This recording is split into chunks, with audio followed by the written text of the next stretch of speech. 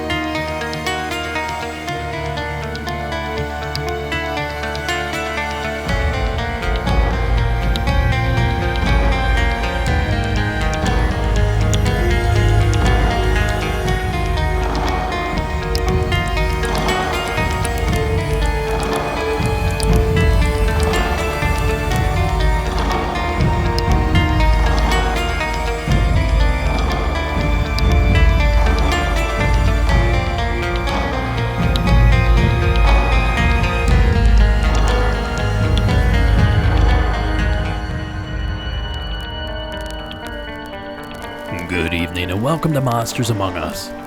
I am your guide, Derek Hayes. Tonight's show is going to be a little bit different. We're not going to do our regularly scheduled show, but instead, we're going to play a roundtable discussion about the recently released documentary, Hellier. In this roundtable, I'm joined by David at Blurry Photos, Toby at Secret Transmission, and Zenger at Zeng This. We dive deep into the subject and offer a bunch of our own thoughts and ideas.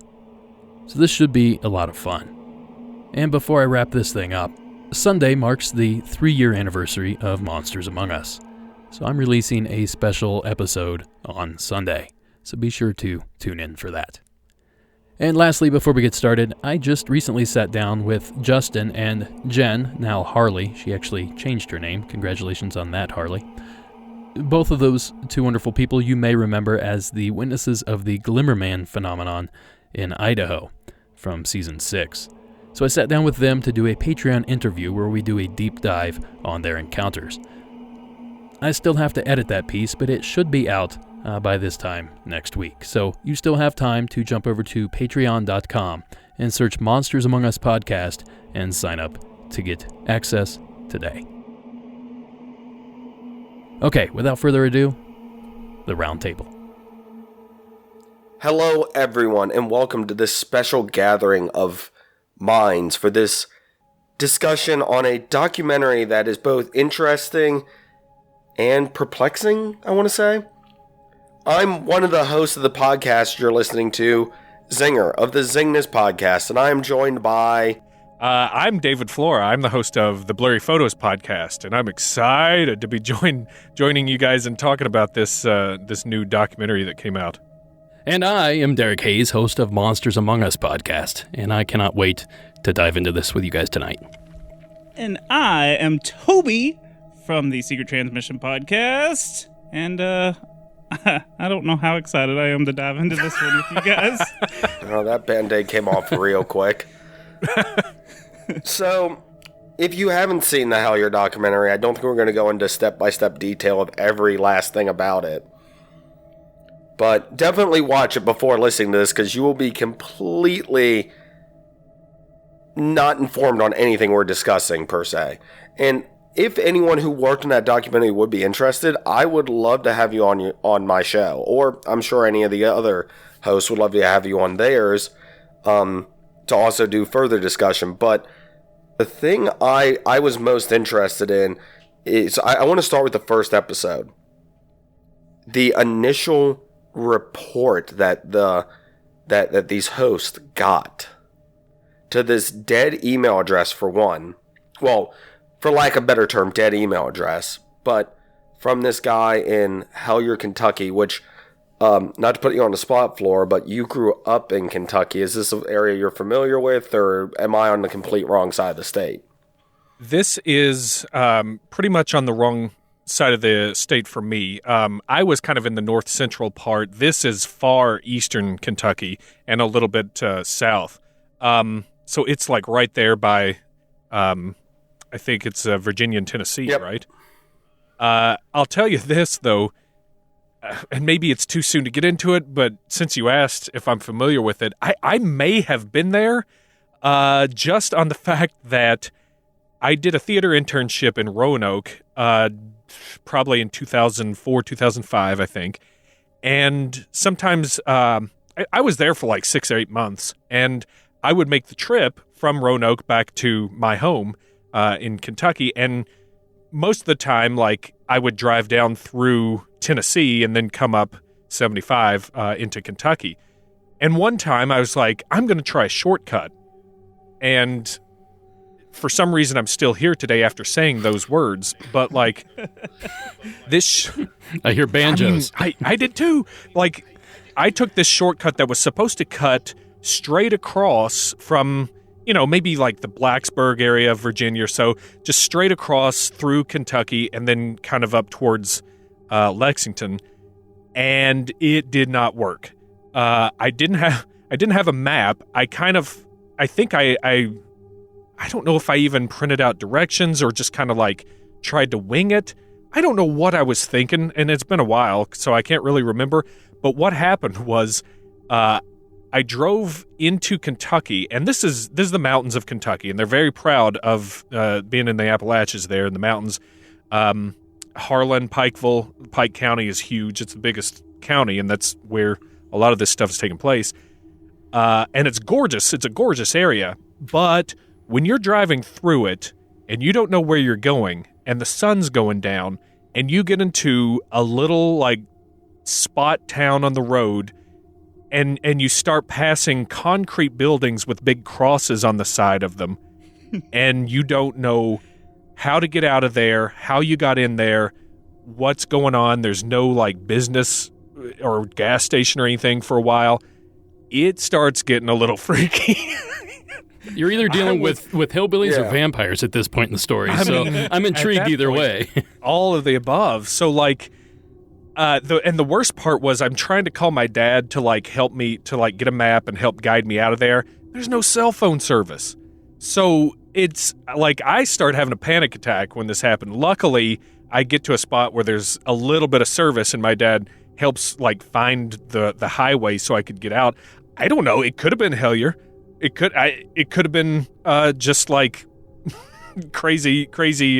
Don't come in here, Ville, because we're gonna eat you. I don't know, but it wasn't pleasant. Did you see any goblins? Did you see a goblin? I didn't. Well, you probably weren't in Hellier then. That's most likely the situation. When I started watching this, I like to pride myself on knowledge of the U.S., like where cities are, states, that kind of thing. And I completely forgot that this region even existed. Eastern Kentucky, like basically Lexington and East, I completely forgot that there was people there. So when this came on, I'm like, well, this is interesting. Like, it's just a place you don't think about. I don't get calls from that area as far as I know. No. You certainly don't see it on TV or anything. Maybe Mountain Monsters goes there. I don't know. I don't watch that. But just the idea of that area, just a big blank spot on the map, is virtually how it looked to me until the documentary that I watched. Toby, what were your thoughts on this initially from just the setup of the area that it took place in? Well, first, I think it's really important that you should let the listeners know, like, YouTube. You can watch this on YouTube, and you've got you can watch Hellier on YouTube? Yeah. Oh, cool. Okay, I thot it was only on Amazon or whatever. It also is available on Amazon.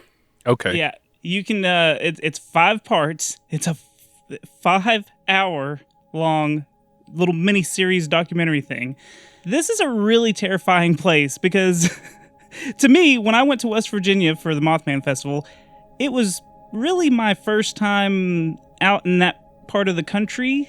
And watch it, I grew up there. No. So did I. Call hills, just kidding. What y'all call hills are mountains to me. So it freaked me out because they just kept going up and up and up. And I don't know, there's just because I'm in Texas and I don't deal with y'all's hills, as I say y'all's. So, like, there's something weird and foreign about an area like that to me already. And then now you're throwing in these coal mines and stuff where everything supposedly takes place. It's got everything to be a terrifying place for someone like me who's not around the hills and coal mines and stuff. So I'm not trying to get into it too much yet, but yeah, I feel like it's got the setup for the perfect amount of fear for someone that's not used to that area. It's the perfect place to hide something, though. I mean, you have mines, and they mention in the documentary that it sits atop the Mammoth Cave system, which apparently is the largest cave system on the planet. That's been discovered, at least. So the mystery is there. The terrain, the habitat for something strange to live is there. Whether or not it's true, I don't know. That's for somebody else to determine. But you're right. The area is super creepy, and it's hidden away. There's plenty of land there for something strange to hole up. Well, and if you also throw in that there's other myths and legends already surrounding the area, not too far off, you've got the Mothman, Flatwoods. You've got the Flatwoods. You've got Hopkinsville. Hopkinsville. I couldn't think of the name. Hopkinsville goblins. So you've already got a couple of.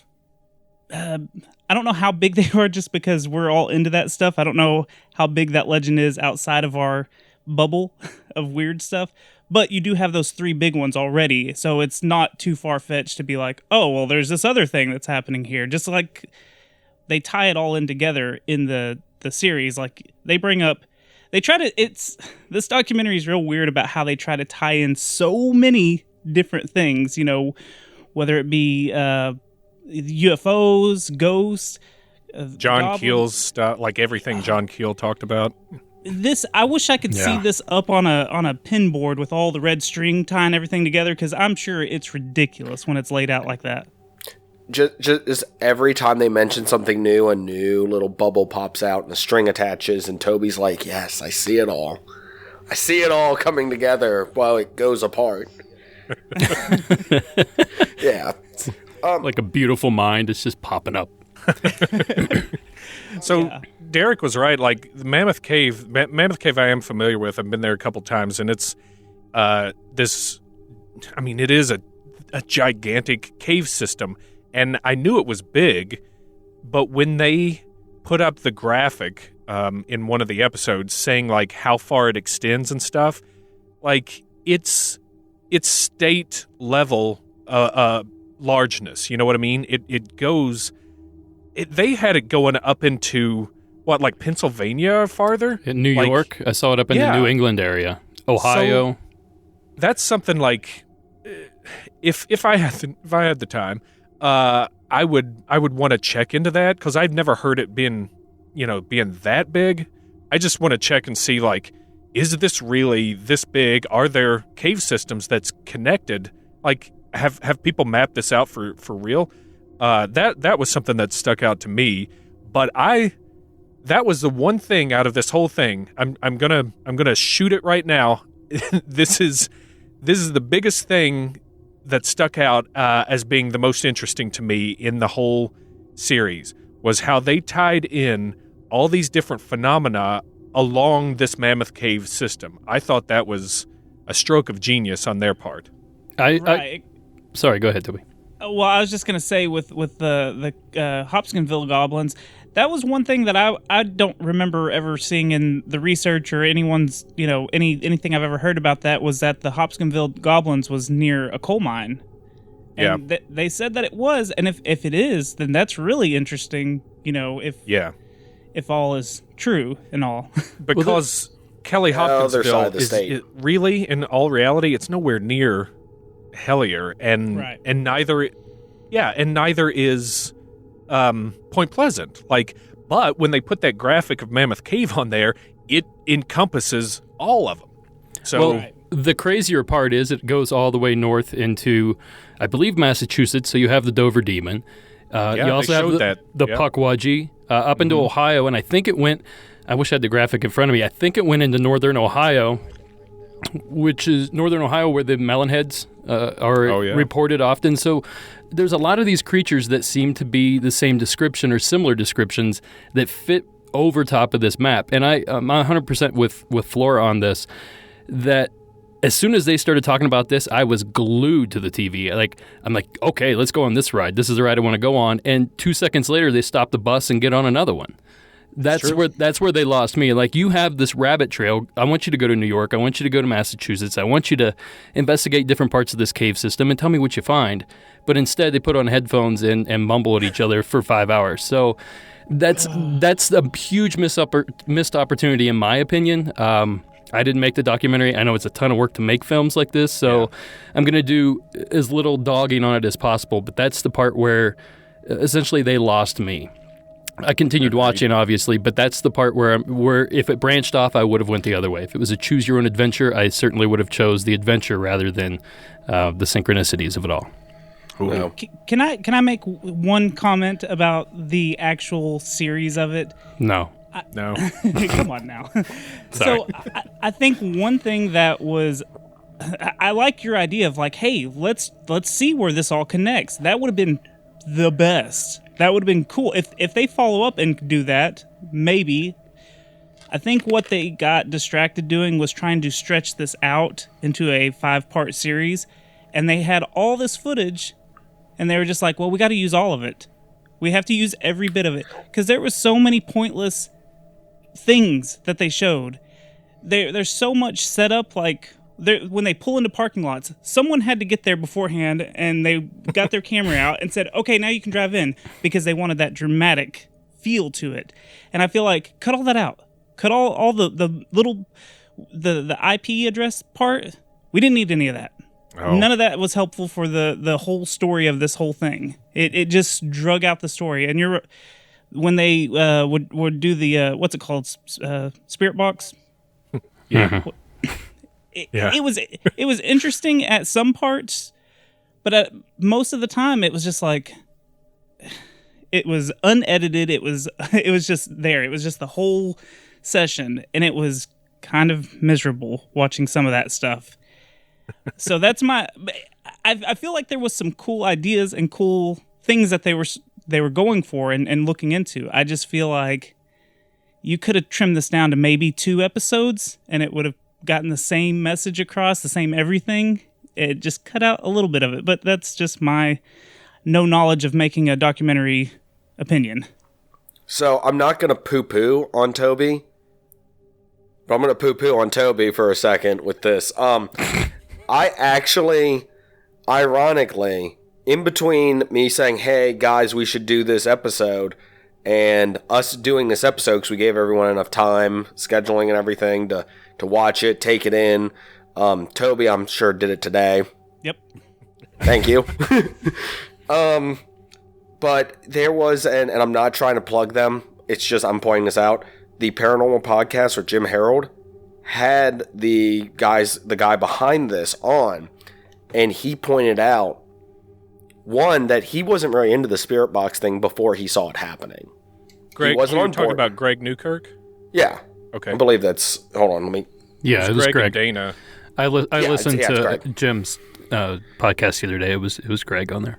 Yeah, and I mean, I like that as a supplement to seeing this. It kind of gave a little bit more backstory behind like him making it, in the sense of, he said, hey, I wasn't really into the spirit box thing until we started doing it. So I was like, oh, okay. Still doesn't the spirit box thing is like, that's where I got off the train, where I was like, woo, this train's where's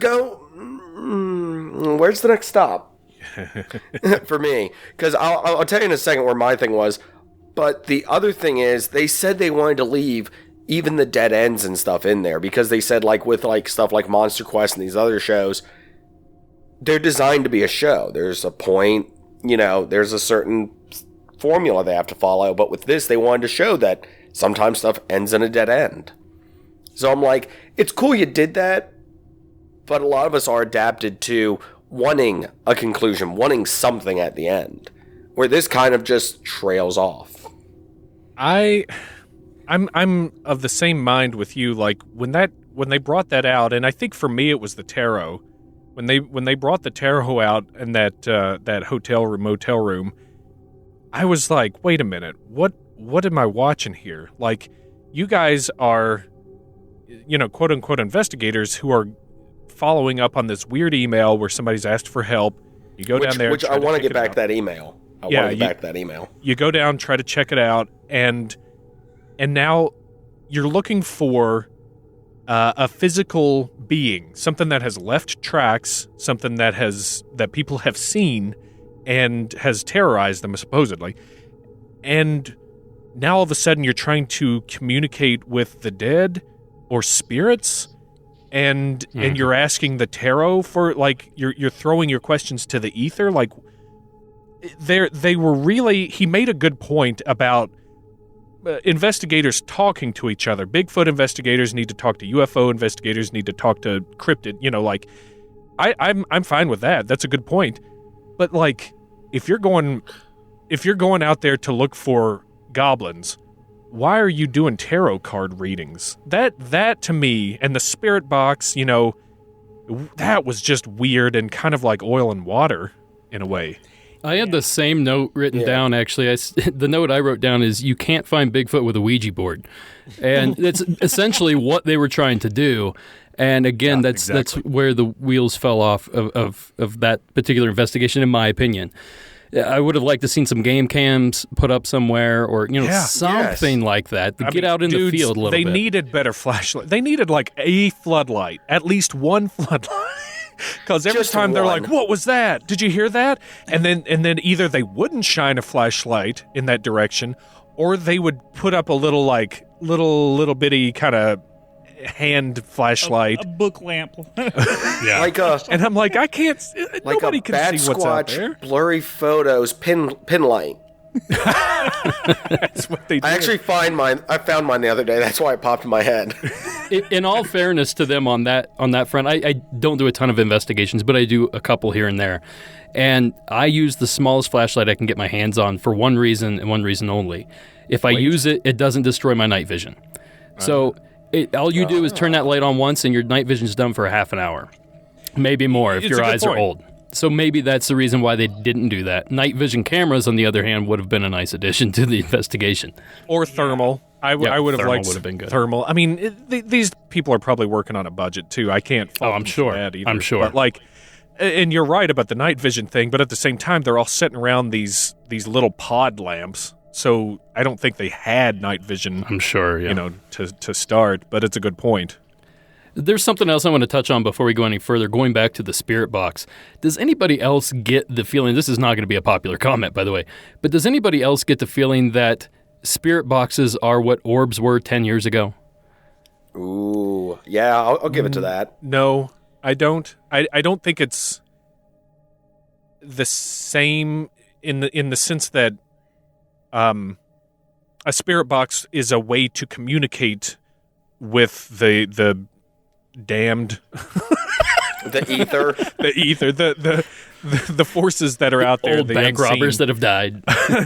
and orbs are supposed to be a physical manifestation of that energy, and not it's not a communication thing. Is that what you're getting at? Like the photos with the circles and the blurry stuff? No, I wasn't going that deep with it. I was.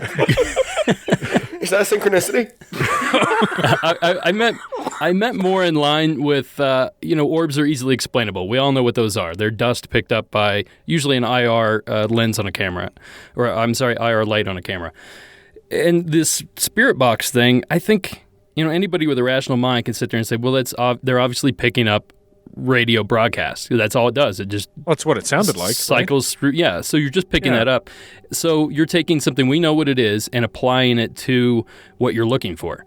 You're basically creating the evidence that you need to prove the existence of these creatures or these entities or whatever the case may be.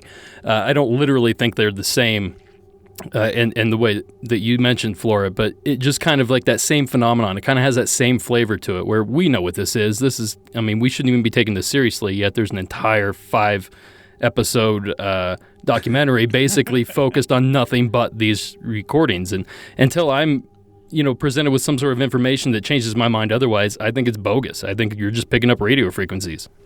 I mean, like I said, Greg said that he kind of was like whatever about it till he saw it in action. So it's one of those things.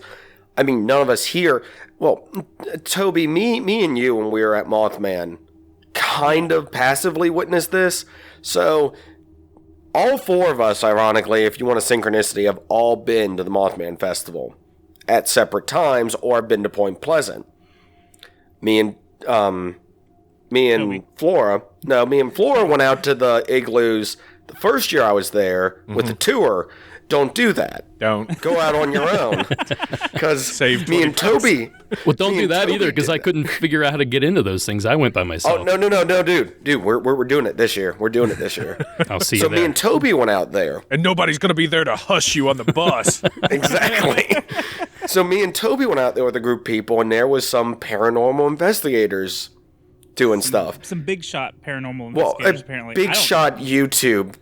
So to us measly podcasters, it was high quality. Yeah, no, they had a bunch of equipment. They had the spirit box. They had a bunch of crazy stuff with them. So we were in one of the igloos, and I don't know what triggered it, but they started using the spirit box, and I kid you not, I was out of there within 5 seconds. So I'm like, oh, I'm not even going to stand around for this bull crap that's about to happen.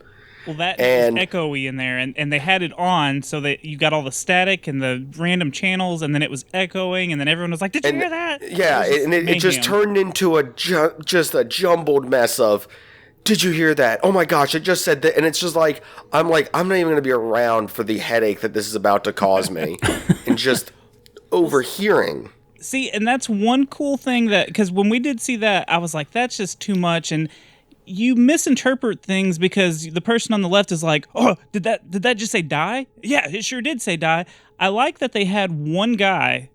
Now, I wish they would have had two guys. I think, or two people, sitting with their own headphones, kind of saying what they would hear from the same frequency. I think that would have been more interesting if they were picking up the same words, and that's what I thought they were doing. Yeah. They were about to do is all put on their own headphones to see what they. But of course, it was just one guy sitting there with. Did he have blindfold on? Yeah. Yes. Yeah, he had ping pong balls. Because it's complete deprivation of anything, but the only thing you're hearing is that. And there, of course, people are talking, and you're supposed to be responding. The ether's responding to your questions. Well, Right. I thought that was interesting. A lot of way hand to do waving.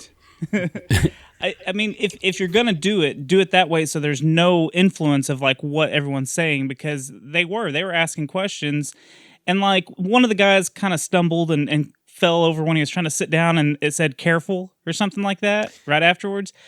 I mean, if they really truly were noise canceling headphones, I mean, that's kind of neat. I'll give that a kind of a, yeah, that was okay.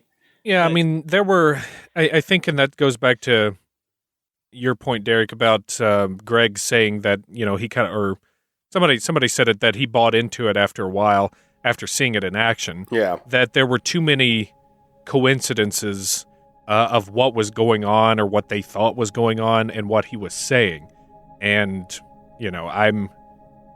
I'm kind of jaded and skeptical after, years of doing this and learning about the tricks and stuff. And I can't bring myself to truly trust that there wasn't either some kind of reactions going on, that it wasn't truly deprived of all senses or some senses, and there wasn't some either good editing or scripting going on. But that's going way off the skeptic end, probably unfairly. So I'm not going to say that they, that they scripted it all or they put it together, but it's just like the Ouija board stuff, like you were mentioning.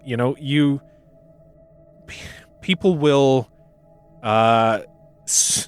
spell out what they want to spell out, or they'll spell something. They'll make a pattern out of something, and we're wired to recognize patterns, and that's a lot of what was going on in this whole series, was them attributing something special and patterns to stuff that probably wasn't special, probably was coincidences. Now, I've got a question for you, for all four of us. Would you be willing to, in that situation, actually be the person to have the stuff put on you and to hear these secret transmissions from the other side? Sure. I see what you're doing here. I'll try it. I'm 2 for 4 right now. I'm going to go 4 for 4 tonight. I agree with David. I would 100% be there. I would be in a mine with a flashlight. I would be camping out on one of those Oh, ridges no, I'm overnight. talking about doing the ping pong ball. Oh, I'm doing sorry. that. I thought you meant would you like get into the investigation? yeah. Of course. I mean, what do I have to lose? But is it one of those... Try it at least. But is it one of those things to where... What if it turns you from a skeptic into a true believer after that? Like, do you think it... Well, that'd be great. Yeah. That's the goal, I mean, isn't that's it? yeah, that's what I'm. That's kind of what I'm searching for after all. Game over. I can after all close these up years. shop, I guess. We're all out of a job now, guys. Yeah. It's like Jurassic Park. They have those deprivation tanks where they it's full of water and it's dark and it's soundproof. I want to do one of those. I think that'd be really cool because I see there's a video of someone like going in one and coming out, and they just had this big grin on their face because they didn't have. How did they explain it? Like they didn't have the outside world really bothering them, and it's almost like you hallucinate a little bit. So You do. Yeah. I mean, that's basically what that stuff is. I mean, it's kind of the same thing with deep meditation too, right? So like, yeah. there's something to be said about it, and I'm with you, Toby. I'd love to try that as well. But like, I did try past life regression once with a supposed psychic, or someone who's in touch with the higher masters, and like, afterwards, it was a deeply moving experience, but it didn't make me a believer at all. It actually made me think, well, this is just sort of a form of like wakeful dreaming that I experienced, what we were kind of playing along with in the session being a past memory, a past life, but I could have easily just dreamed that or just made it up, and imagined it, a story in my head. See, you can see the pictures in your head and everything. So like stuff like that, it doesn't mean, to me, it doesn't mean that you're in touch with the other side, another dimension, a higher, vibration. It means your imagination is kind of freer, and you don't have all these outside stimuli that's affecting your creativity or your ability to imagine things, and that's kind of how I'm falling on it right now. And I don't know, to be honest, what it would take to convince me that you're not just imagining this, because the imagination's pretty powerful, Yeah, I mean, well. Yeah, no. Well, the only thing that in this particular case is when he's doing the spirit box, he's not like, I mean, he's listening to the radio thing where it's changing channels, but he has that vision of a can, of a tin can. Oh my God, yeah. The tin can. He stops whatever he's doing right in the middle of it, and he's like, tin can. I just pictured a tin can, thought it was important, tin can. So, I mean, that's where, yeah, it's all imagination. But if we're saying 100% true, nothing was staged, nothing was set up, he had a vision of a can during all this process of looking for goblins, talking to ghosts thing. And then they find one. And then they find a can later on, which... Did it look like a can to you guys at first? Like, I didn't even see it. What kind of can is it? It looked It was like... a kind of a stunted can, right? Like a pretty short, fat can. Yeah. And but not like tuna. But it looked... Like Vienna sausages. No, even bigger than that, I feel Yeah, like. Snickers bar. Oh, okay. Snickers, they were hunting for the Honey Island Swamp Monster back there. Ooh, yeah. Like, it looked like a new can to me, and I hate... Hey, there you go. I hate to be that guy, but to me, it looked like it wasn't in there for years. Thank you. I'm glad I'm not the only one, because I was watching it with my wife, and I was like, are they really thinking that this is like something that they didn't drop? Like 5 seconds beforehand? I mean, that's not to say that cans can't, be 10 years old and not be completely rusted, but like... Right. Was this Yeah, inside a cave? I was skeptic of that, I'm trying to too. remember. Yes. Okay, Yeah, so I do a lot of like running around the woods kind of thing, hiking and stuff, and I go into like overhangs and cliffs and stuff like that, and you see cans in there all the time, because what happens is people go in there for shelter and they make their little beans with their little tiny campfire and they just leave the can. You They don't literally clean up see after that themselves. everywhere, and if it's in Bastards. Smokey the Bear is rolling in his grave. Yeah. That Native American cries. Yeah. But if you go to any cave, especially in like Appalachia, you're going to find a can. I'm sorry, it's just going to happen. It's not that big of a synchronicity to me. And the other thing... There was a cave that they were doing like... That was an old coal mining cave? Railroad cave, I think. Right? Well, yeah, I mean, it's somewhere people worked. I'm 100% sure people would just throw their crap. Yep, exactly. And if it's covered, then it's going to look newer and not be as rusted because it's protected from the elements. Yeah, but they were talking about how all those... okay, so the footprint, it had that... not soot. Let's talk about these footprints. I love the footprints. It was like the mud. It was a mud water type of... Oh, yeah, slurry. Yeah. There we go. I would have... There was nowhere that they found any slurry from... Not saying that every entrance of a cave has to have the slurry stuff, but they didn't find any of it, and they kept talking about it. If there was any kind of water sitting in there, wouldn't it eat away the can? Or maybe... I don't know. If it's in the right place, in the right spot, it could sit there forever. Yeah. Okay. Yeah. That's what I was trying to get at. Essentially, that's true. It would rust. Yeah. Like, one way or another, it would probably rust. But I hate to, like... The path we're going down, it just sounds like we don't trust them. Of course, then again, we don't know them. We don't know for sure, but it seems like if you told me they made this where they either placed the can and then made it seem like they found it, or they found the can and then they did that spirit box thing, they recorded that afterwards, like, I wouldn't be surprised. Right? Like, the most surprising thing, of course, would be if they were 100% above board, everything happened just in the sequence they say it did and how it happened to them. Like, then, yeah, I mean, that's a fun, cool coincidence. Mm-hmm. And I think that's what it is I think because we are fans of, or investigators, or whatever you want to consider us as in this paranormal stuff, we do take a little bit of skepticism with it because, I mean, we don't... Flat Earth. I mean, oh God. There's all this proof. I'm not trying to bash any flat earther, but there's all this Why proof. not? Proof. Bash away, it's fine. But that's what I'm saying. Like, we're still like, wait a minute.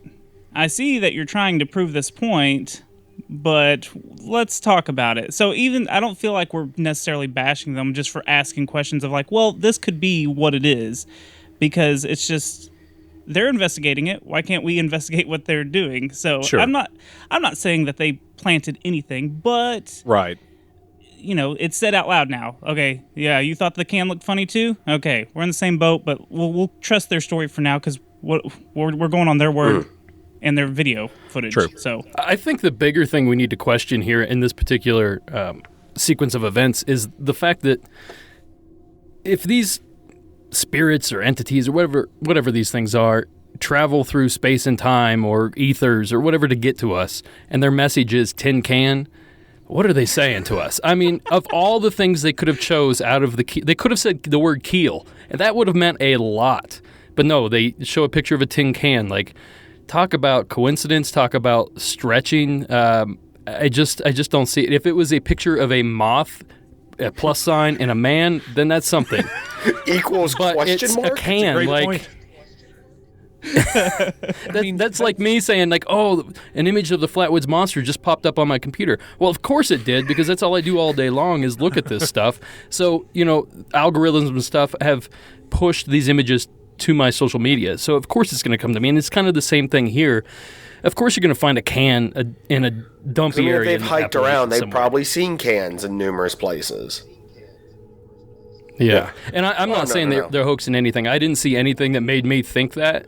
I'm not a filmmaker per se. I went to film school. I made films, that kind of thing. So I know the hard work that goes into it. And I don't want to try to discredit them by.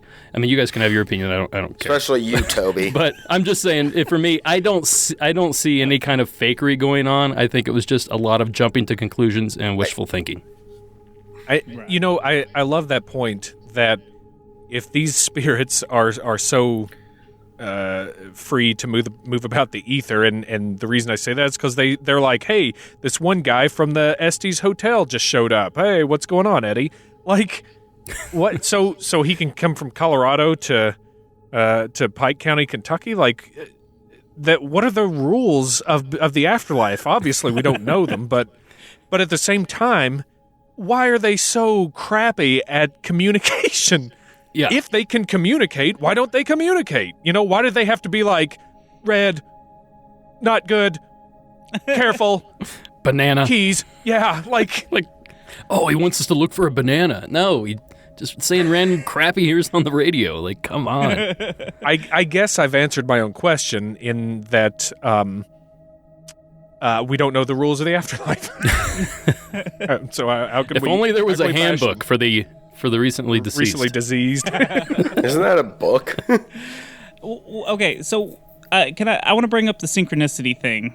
Yes, please. I've had. I want to bring up the initial report at some point. We should probably do that before we get too deep into the story. Yeah. Because that's what hooked me. Episode 1, this report that these people got, I'm sitting there, and the childhood version of me is sitting there going, don't watch this, you will be terrified. And I'm like, I'm good, and as I'm watching it, I'm like, is it light out? Okay, good. Because the tapping on the window, I'll say, and I've said it before, I used to be terrified to no end of, aliens. Just beyond terrified of this exact situation happening. Uh-huh. Of waking up to something tapping on my window. Yeah, or running around outside. Yes, Yeah. and I lived out in the middle of nowhere, too. Mm-hmm. So, I mean, I was 20 yards away from being out in the middle of the woods if I wanted to walk in a certain direction.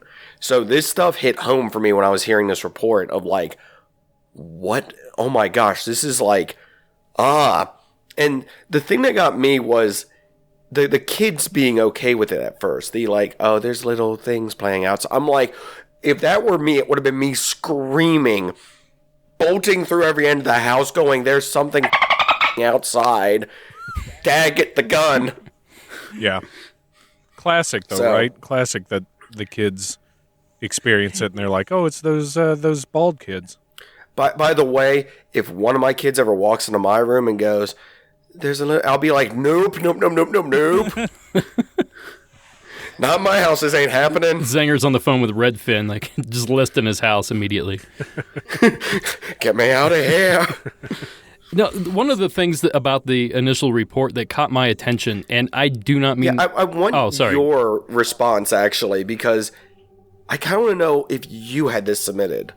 No, I haven't. But I have seen it in other places. If you had this submitted to you, how would you have taken this initially? Because it kind of almost sounds too unbelievable. Well, here, let me finish You're talking about the email from David Christie, right? Yeah. Yes, yeah. the first email. Let me finish my thought, and I think it'll actually answer your question. Okay. When I get calls in, and I don't want to give away my secrets to thinning out the crap from the good stuff, but two things stuck out to me. One, I know the area, even though I said I forgot about it. I do know the area, and you could see it on the map. Why is a doctor living in this area? Where is he practicing? Is he a professor? Where is he teaching? What kind of doctor would be living in this area, and what would he do for a living? Maybe he's retired. I don't know, but that's something that stuck out to me immediately. It doesn't look like there's any town nearby. Now, I could be wrong. I didn't do any deep dive on this. And then the other thing, and this is the I don't mean it to be offensive, but it's going to come off offensive, and there's no way about it.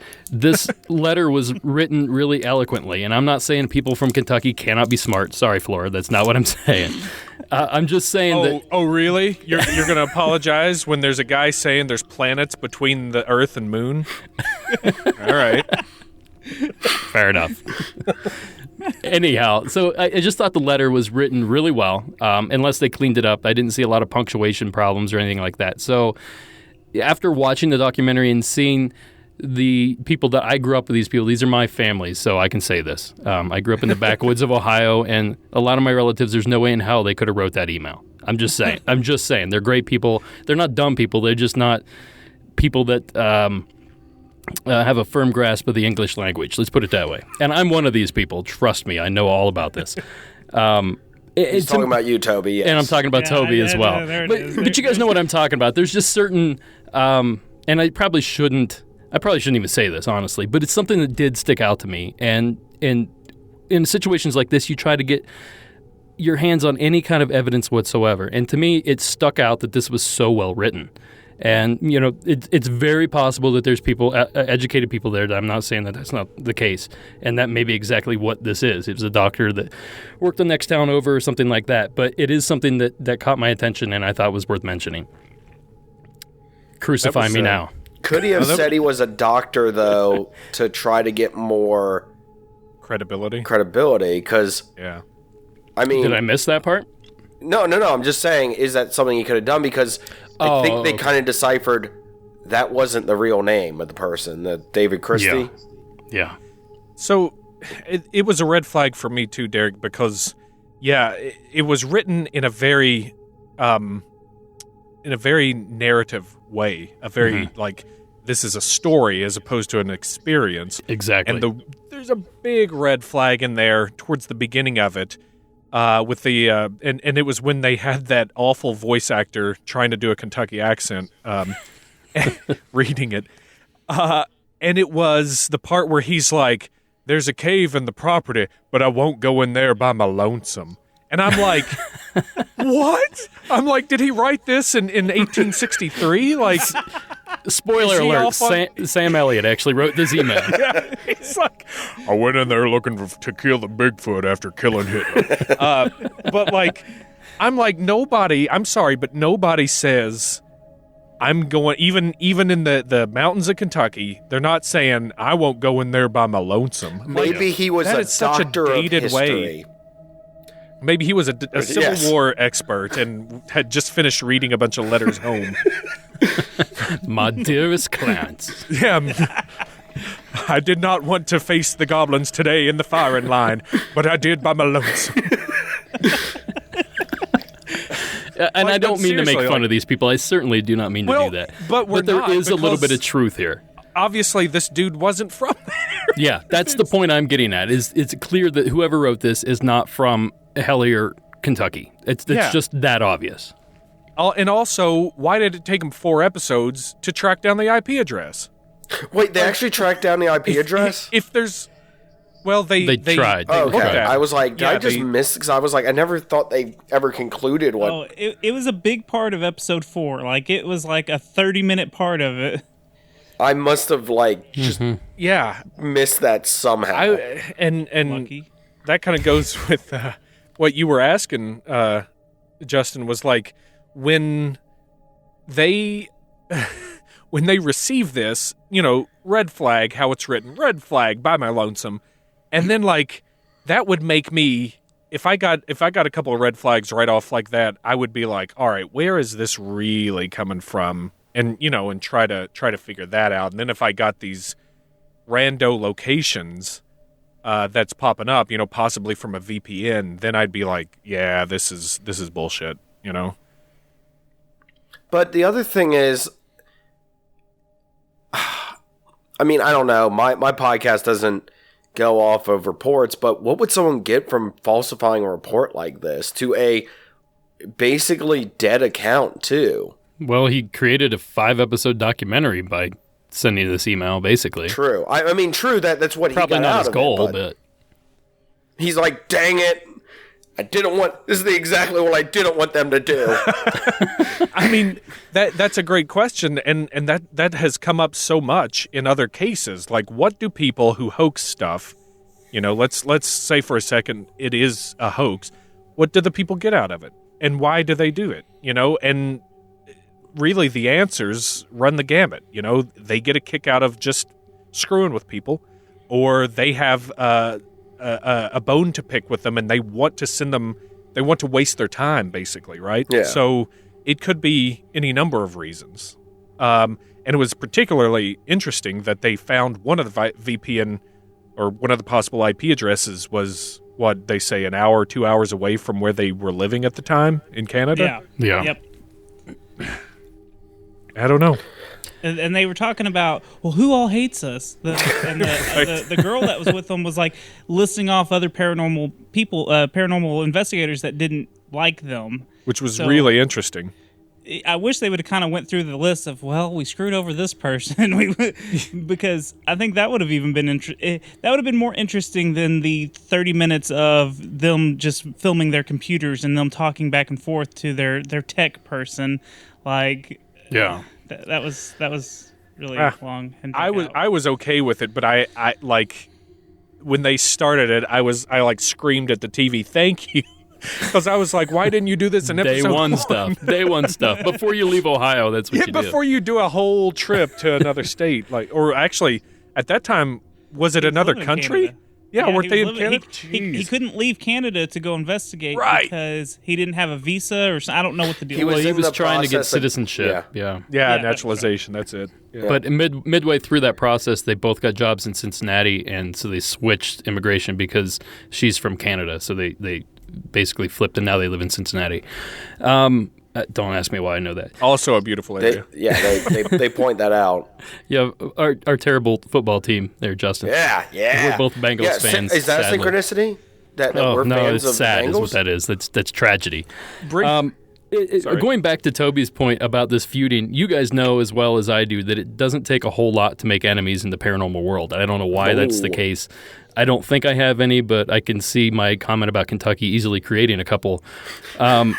It is a valid question to ask, is maybe who did they piss off that would want to waste tons of time and essentially waste tons of our time. No, that's harsh. That's harsh. Most importantly, I just agree with Toby. It should have been a 90-minute film. That's all I'm going to say. It should have been a 90-minute film. But there is that you have to look at that people are willing to send you on a goose chase just to waste weeks of your time, tons of money, and get you not necessarily out of the way, just make you look bad, and essentially that means they win. It's sad, but it is a reality. Don't ever feed the troll. Exactly. But then there's that weird connection of the Terry wrist, which is just crazy, and his cryptic emails and stuff, right? Like, so same person, or what? What's the deal with that? Like, where does that come into it? It's an interesting name choice. I think it may just point to the answer. He may just be terrorizing them in this way, like wasting their time, wasting their resources. Maybe it is somebody who's like, all right, they didn't get us screwing with them before. Let me just make it blatantly obvious. Oh, God, they're still feeding into this.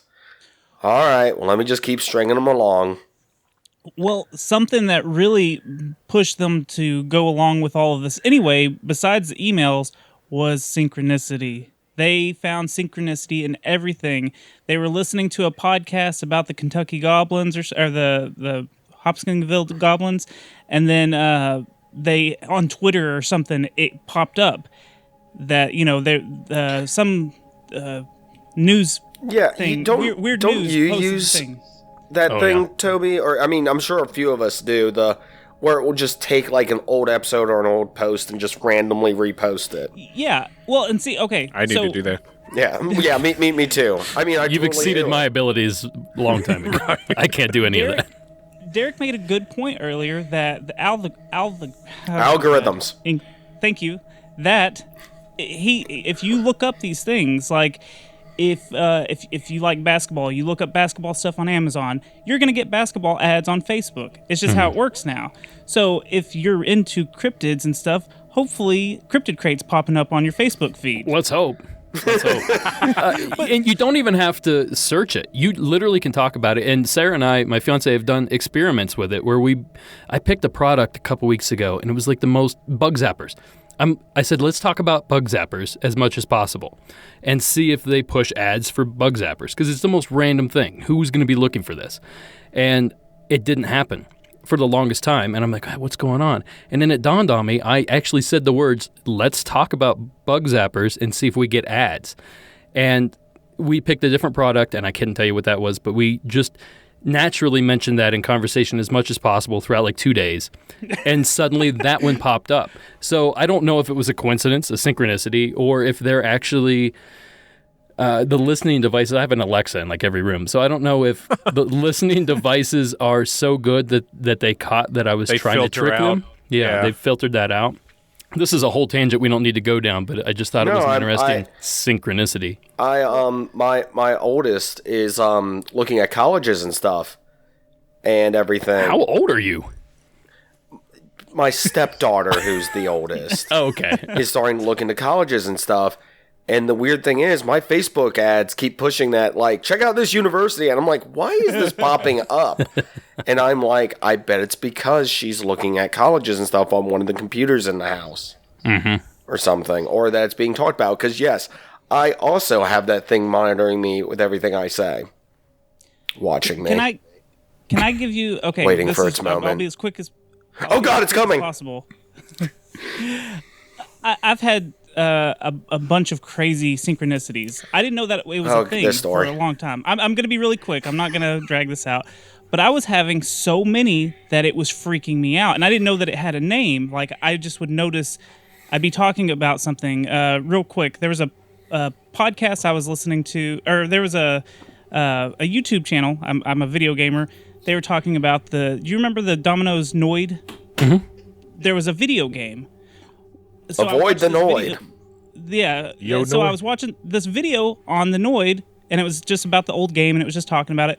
An hour later, I pressed play on a podcast, and it's not a true crime podcast, but they started talking about this crazy case of this guy that went nuts thinking that the Noid was coming after him and killed people or something. It was something crazy, and it was an hour apart. Or, I mean, I've had so many that it was truly freaking me out.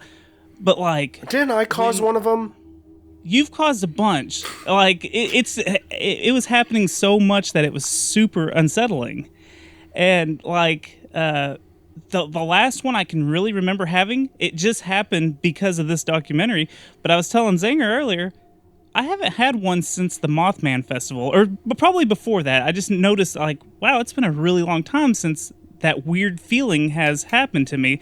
Like it'd be clocks. Clocks would always say 11:11, 1:11, 2:22. I get that like all the time. Mm-hmm. Yeah. And it was just always like anytime I looked at it. It's because you remember it. I guess it stands out. Yeah. Like But if it's 4:28, you're not going to be like, "Oh, 4:28 again." Yeah, you're not gonna remember that. I remember as a kid, hell, like 11:34. I was laying in bed every night. I would see it. I'm like, oh, I'm going to hell. I know it. But it's just because I went to bed at 11. I laid in bed for a half hour and then finally fell asleep. That's just how it works out. That was the last thing you saw every time. Oh hell! That's how I am. That way I am today. Well, and like I said, I don't remember one that freaked me out until I started watching the whole thing about synchronicity. While we were in West Virginia, you know, we met some of the people from the area. Me and my wife, we'd never heard of down in the holler. Mm-hmm. The word holler. We never have heard that word. We were like, what the hell is a holler?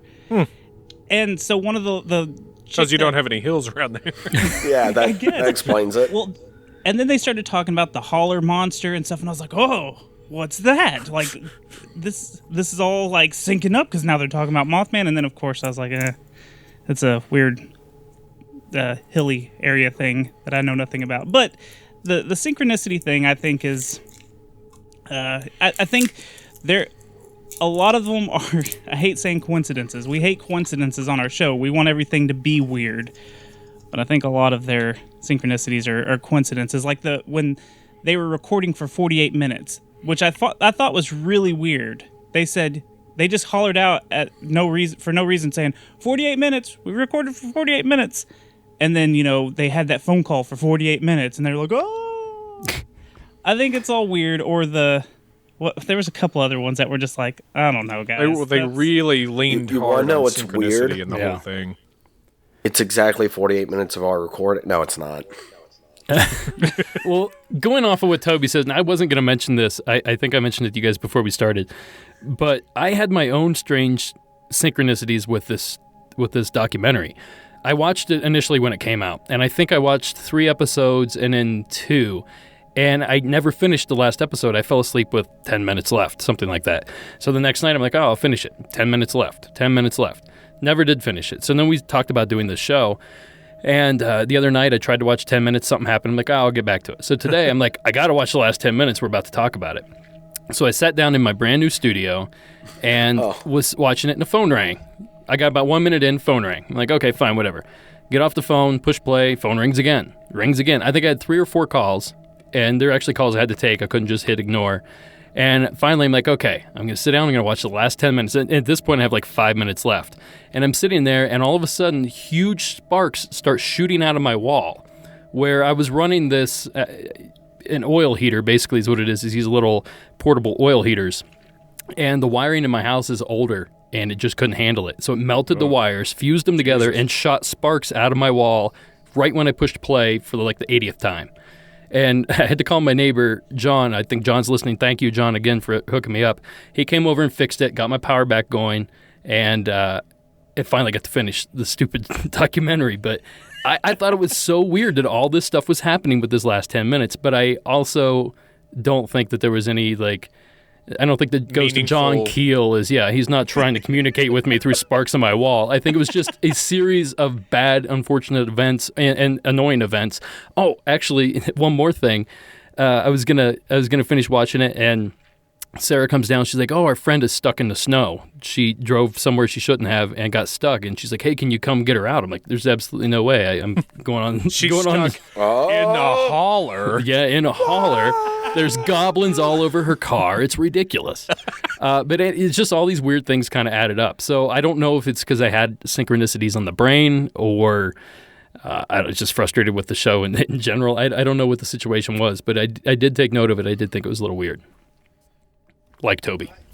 I feel like, I mean, I think synchronicities happen, but I also think it's your mind doing it to yourself at times, too. It's you paying attention to stuff. Like, the clock thing. Yeah, you're going to notice every time it's a certain time. Like, tomorrow morning, I'm going to notice when it's 3:50 in the morning, because I'll be waking up right before my alarm goes off. Yeah. Because I've done that the past 3 days, and is it weird? No, it's because my body will somehow wake up right before my alarm goes off just to make sure my days... That's just you getting old. But there's the thing, too, where you're thinking of somebody, and the next day they call you. Sure. Yeah. Like, that happens all the time, and I don't necessarily know why that is. I'm not a neuroscience guy. I don't even know what field would deal with that information. But the paranormal. I guess. Ghosts. Yeah, ghosts. It's weird. It's a weird thing, and it's it's got us talking, and I can see all your faces. You're all like a little bit lit up about it. You're like, oh, well, it is kind of weird. It happens to me too. So it's not hard to get roped into this kind of thing. The important thing to do is to be able to step back and question what's actually happening. Is this a realistic thing we should be looking at, or is this just pure coincidence? Right, because people have said so much that human beings are wired to find the patterns, right? Exactly, so exactly. That's what it kind of boils down to, or like that's what they say. And there's 5 hours of content, so eventually other things are going to start overlapping. Like if it was 90 minutes, I bet you the synchronicities would be dialed down a bit. Yeah. Well, but that's my whole point was like this whole case is because of a couple of emails that may or may not be hoax emails trying to pull their legs, and their obsession with the synchronicities. Nothing else, but they just went off of this because they started having a couple things that were weird. Like I said, I was having a lot of stuff. I was having so many that I started writing them down at one point, and like I said, they just kind of stopped, and I kind of forgot about writing them down. And but I never was like, oh my gosh, aliens are sending me signals to my head, so now I got to figure out what these mean. It was just me noticing, like, oh, that's really strange. Like, I didn't take it anywhere at all, but it is weird. It's a weird feeling. It's like the deja vu feeling, and they kind of say that, I think, in this documentary. It's a lot like deja vu, and it sometimes it'll make the hair stand up on your arm, like, ooh, that's creepy, but that's it. I don't know. So and I'm not. Oh, sorry, David. Go ahead. I was going to ask, what would it take for you guys to believe that there's something else going on? Like, what's the tipping point for you to believe that in this synchronicity? Actually, no, this isn't me believing. It's just me pointing out something. I have had the song Intergalactic by the Beastie Boys stuck in my head for like a week now. And earlier in the episode, I think no. Funny thing is, earlier in the episode, Derek said another dimension, and he said it in the same way that they say it in the song. That's right, and I just told Toby not to stare. And I fight for my right to party. Yeah, no. It's just one of those things. Yeah, did I make that connection? I'm like, another dimension, new galaxy, and I was like, yeah, that's kind of weird that phrase is also in that song that's been stuck in my head. Yeah, well, here's something weirder. But that's the thing. Does that correlate to something beyond normal? No, it's just he said a statement that's not that far out of Derek saying another dimension discussing this topic. I was going to say that I hate the Beastie Boys, and I don't even know what their lyrics are in that song. I know what song you're talking about, but I couldn't name three consecutive words that are in that song. So the funny thing is, he'll get more hate mail about that than about Kentucky. I just never got into him. I don't know what it is. There's even synchronicities, if we're calling it that. Sometimes I'll post a new episode of Secret Transmission, and 3 other podcasts posted that same episode, and it's not on an anniversary date to where it's well, duh, they're going to post this topic at this time. Or there's been topics that I did all my research for and found out a bigger, better show covers it, and then I'm like, oh, I can't do it for at least a couple of months until now I don't look like I'm copying. But that happens so much because, again, we all talk about this weird stuff, so there's going to be overlap. So when you're looking for this weird stuff, it's just going to you're going to find overlapping. It. Yeah, you're going to find it. There we go. Well, the other thing you got to look at there too, Toby, is that you probably have 50 podcasts on your radar that you would notice if they posted something, or 25 at the very least. Yeah. And there's a finite number of subjects. I mean, how many shows do you have, David? 200 and some? Yeah. Okay, so there's at least 200 subjects. David's covered just about everything. So eventually you're going to run into some repeats. It's just rules of probability at that point. I'm not trying to take anything away. I'm just being, the skeptical self that I am. I look at things with a skeptical eye before I look at them with a paranormal eye, because 9 times out of 10, that's what you're dealing with. Well, and I'm saying okay, so the Killdozer story where the guy built the bulldozer tank. We were wanting to cover that story, and last podcast on the left covered it. I mean, oh wow, Hysteria 51's been talking about covering that too. See, this was it was and it was over the summer. Because I remember being stuck in traffic listening to that episode because my air conditioner was dead in my car. So it was so I had that burned into my memory. Literally. Well, and they were going to cover, or they were, I think they were about to release the episode, and I was just starting my research on it, and I was like, well, now I can't do that. That doesn't mean it's a synchronicity. It just means the timing. And it's not like I was like, oh, now I need to look deeper into this, and I need to travel the world to look at this one subject because the universe is talking to me because of synchronicities. So that's, I feel like they just put way too much faith in the synchronicities in this documentary series thing. Going back to your question, Flora, I don't know that anybody actually answered your question, but for me, I need more information. If something like that is trying to communicate with me, the question was, what kind of evidence would it take for us to buy into this phenomena? Did you mean like the Hellier stuff in general, or any in your own personal? I guess would work too. I've experienced some things in my life that seriously make me question. I saw an apparition once. I saw a big black cat once. Just strange things like that I know I've looked at rationally. I'm like, well, I could explain it away if the stars aligned, but in reality, I don't know what else this could be. There was a figure in this room that has nowhere to go.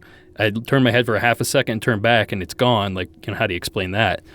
But if I'm on this crew, what would it take for me to buy into all this stuff? The answer would be simple, and I just need more information.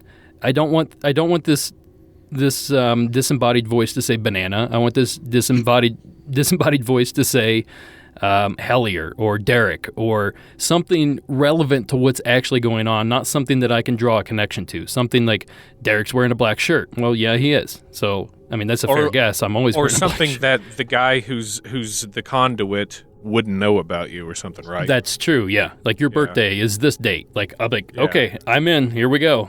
Let's go down this road. But instead, we get these weird. They're not even phrases. They're one word or two quick words. Sounds like a football crowd cheering. Oh my God! I once went to a football game. The synchronicities are crazy. I watched a football game once on TV. But now that everybody's submitted their angry email, I made a joke and it was the wrong joke. The Beastie Boys joke. I meant to say, I told Toby not to smile, not stare. I said stare. Sorry, everybody. Ooh. I know if you're still listening. Penalty box avoided. Oh. Speaking of the penalty box, how different is the penalty box from? Real quick on David's show, if you make a mistake, you get put in. Is the penalty box a spirit box? That's what I'm getting at. Like, what's the difference between those two things? And anyway, David's thing is, if you make a mistake on the show, and I don't know if you still do this. I haven't heard you do it in a while, David. But nobody's called me out. My research is beyond reproach. I'm gonna have to write an email. It looks like. But anyway, you go into a thing called a penalty box where he slaps a headphone. Explain it for me. What do you do to make that work?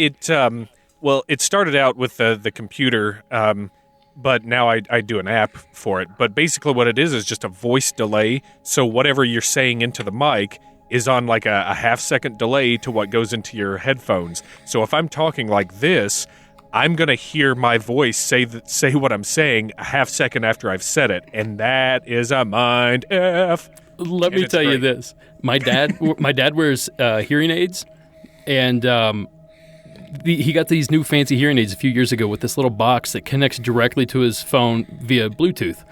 So when I talk to him, it's the exact same thing. I hear my own voice like a half a second after I say something. So having a conversation with him is the worst. It's like, and I try to explain it to him. He's like, well, just ignore it. I'm like, you don't understand. I can't just ignore it. Like, I'm literally telling myself what I just said as I'm interrupting myself. It's like ridiculous. Yeah. It takes massive willpower to like power through. And it makes for some hilarity for sure. So is that the spirit box of the future? No. Maybe. No. All right. Well, we'll end that debate right there. Then. Actually, let's go back and just say yes because I want to hear other people doing it a lot. So, stricken from the record, I say yes. I hope future spirit boxes are just podcasts, just shuffling through, and you just hear little glimpses of different podcasters. How great would that be? They did say that the AM band produces more than the FM band. And if you think about it, the AM band, it's mostly talk radio. So, of course, it's going to be better. Oh, yeah. Good point. Yep. Really good point, actually. I just don't buy into the spirit box thing. I want to. I really want to, but I just can't do it. I covered the spirit box way back, I think in my second season, in the EVP episode that I did.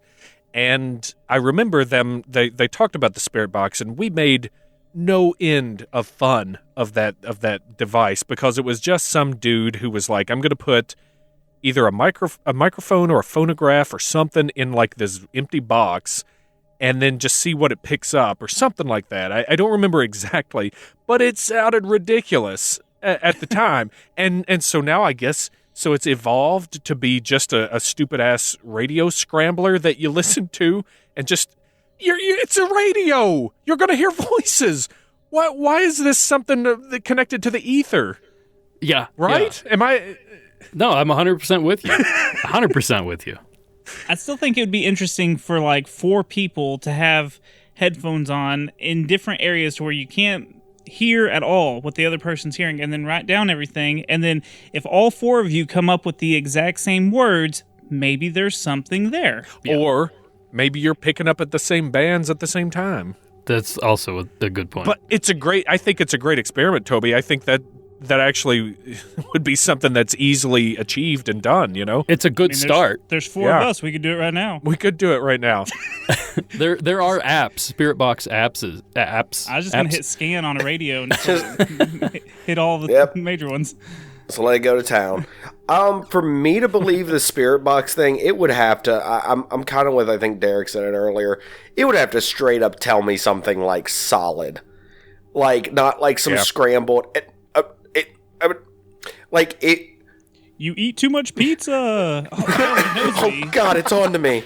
The lottery numbers are. Yeah, no, that's what I wanted to say. Like if I bought a lottery ticket for something, I was going to say if I bought a pack of magic cards and it guessed but I'm like, that happens too often, so that's not something I can do. But I buy lottery tickets like few and far between. Let's say I bought a lottery ticket and just put it in my wallet, forgot about it, and then like it rattled off some numbers. I'm like, wait a second, and then opened it. It was those numbers. I'd probably believe then. Like that's something that I think would be even better than a birthday, because someone would know my birthday. And that might come. Yeah. But if it's just some random set of numbers that's connected to something, like, or heck, it would be even weirder if it was sitting there and it rattled off my social and then my credit score. It stole your identity. Like, Spirit Box stole my identity. Bought a Fiat. Paid off some debt. Your credit is wrecked in the next world. The afterlife. Your Just credit don't even is try to buy a house. I mean, that... Well, let's rein it in here a bit, and let me ask you guys a question. We're kind of crapping on this movie. What was something you liked about the film? I didn't think I was crap. Actually, I'll do it while you guys are thinking. I loved the way it looked. I thought, what was the director's name? Carl. I thought Carl Pfeiffer did a really good job with it. It looked amazing. The score was amazing. I thought the little theme they did over the credits was great. It was perfect for it. So they certainly did a good job there. Oh, do you? I got beef. They made it so suspenseful in the stinking parts where they're doing the spirit box, and you're like, okay, something good's about to happen. Any second now, something good. Something's going to just jump out. It's going to be a goblin. They're going to get it on film. And then it would just kind of slowly taper off, and you're like, oh, well then. I could feel it bumping and stuff in my chest, and then it just went away. Well, in all fairness, they're not the first one to do that. I can name about every episode of Monster Quest where there was a build up to a commercial break and come back to it's cat hair.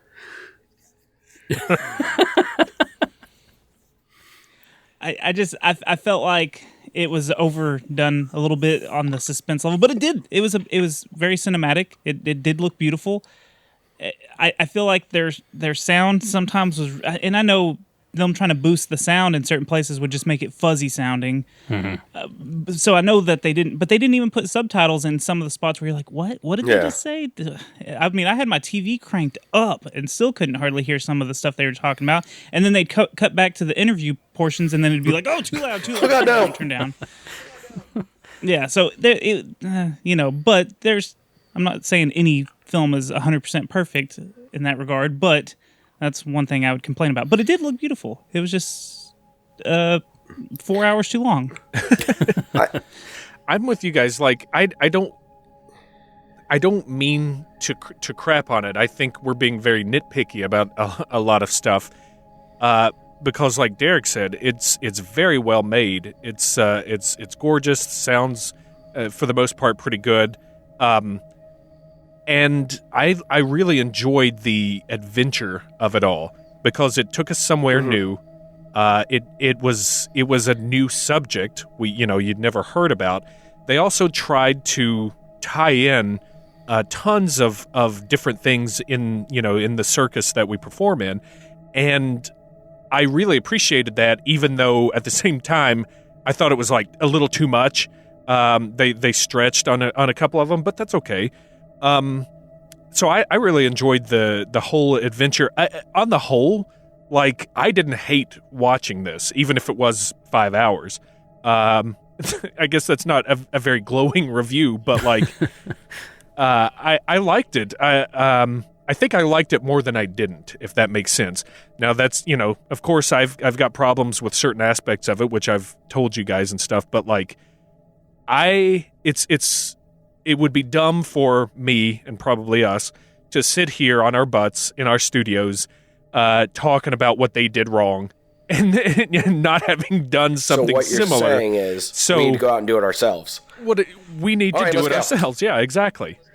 So I appreciate that for that they did this. And after we do it ourselves, I guarantee you our opinions will change drastically. It's just so much work to put something like this on, especially for no money, which I happen to know they did this for like a microscopic budget, if any budget at all. It may just be what they had in their pockets. And that's a huge feat to be able to produce 5 hours of content on location and have it look the way they did for that kind of money. Kudos to them. They did a great job. Kudos, And I certainly don't mean to trash on it. There, like David said, there are problems that I had with it. Mostly length is my biggest issue. I would have liked to see them rein it in. She did say that. I would have liked to see them rein it in a bit with editing and maybe subject matter, like maybe not go on these offshoots. Or if you do go on the offshoot and it's a dead end, maybe not show so many of those. I actually did like the fact that they would show you a few dead ends here and there. Because let's face it, that's paranormal investigation. You're going to run into that all the time. So it's realistic. Like I said, listening to the Jim Harold episode afterwards kind of reined it in for me as more of a, since he was, saying we wanted to show that that stuff has a dead end to it. That stuff, that we chose to have it be the way it was. I'm like, that for me, like retrospectively looking back on it, made me go, you know what? I kind of like it more now because I feel like, I've pushed button. I mean, I've kind of nudged this, but like I said, my biggest things are the spirit box thing, and that's something that I was like, I don't understand why this keeps popping up, but maybe if I was there, I experienced it, my attitude could change. But the documentary overall, I have no problem with. It's just, like I said, having that knowledge of the retrospective of they were just showing you what happened. I mean, if we went out and filmed, we probably would have a ton of stuff that just go. I have recording. I have film of stuff that I've tried doing that goes nowhere, and I'm just like, I'm not doing anything with this, and just throw it into the trash can, or it's on some hard drive somewhere.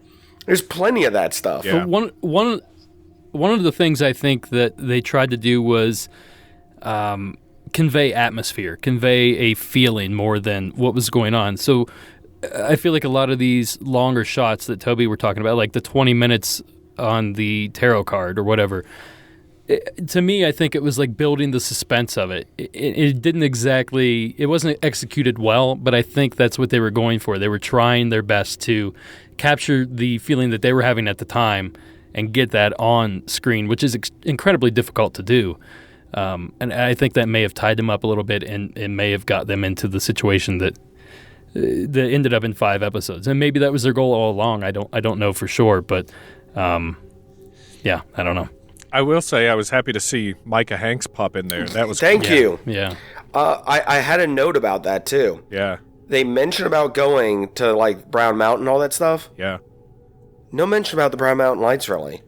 Well, it was like it was very in passing. Yeah, it was right? very brief. Yeah. And even when they went to that cave, I didn't see what they were talking. They were like, "This could not have been placed here, or this could not have fallen this way." Blah blah. And I saw there was a rock. Like, and that moment is where I was like, "Go grab a trail cam. Yeah. Strap it to that tree. Go get Micah Hanks in his. I've seen him before, like pictures of him." Still did not imagine him looking like that. So, like, it was funny because he's a very svelte young man. Yeah, it was one of those things. I always imagined him older for some reason. So when I actually saw him and heard him talking, I'm like, all right, that's the body double. Where is he? Where is he? But no, get him to go back up there and grab the trail cam after a few days. Yeah. Yeah. Like I don't know. It's just and I understand finances might have been a thing, but there was a few opportunities where I'm like, I'll slap a trail cam there. But then again, if you have me sitting here watching any Monster Quest, or I'll be yelling the same thing. Slap a trail cam there. Yeah. Because I mean, there's so many places where they're like, yeah, it comes by here every night.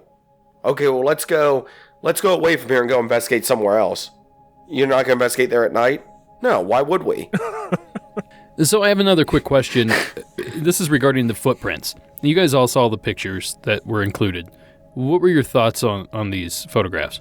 So have you been to Target or Walmart recently, and they have the dinosaur foots you can put on so you can like be a T-Rex, and you got dinosaur mask? You know how hard it would be to cut one of those and shape it to where you could just put it in the ground? Or just grab 3 corn dogs off the stick and smash it into the mud. It did look That like would work, too. like a corn dog foot. It was one of those things where I said this. I don't know if it's included in the record, but this whole story hit me at my core of like, I was just sitting here enthralled during the first episode of like, oh my gosh, this is terrifying. Everything is believable in this.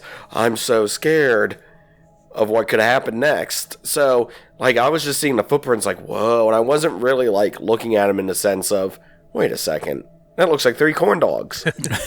It's it was a nice detail to include the dermal wrinkles, ridges. yeah, the dermal ridges on there.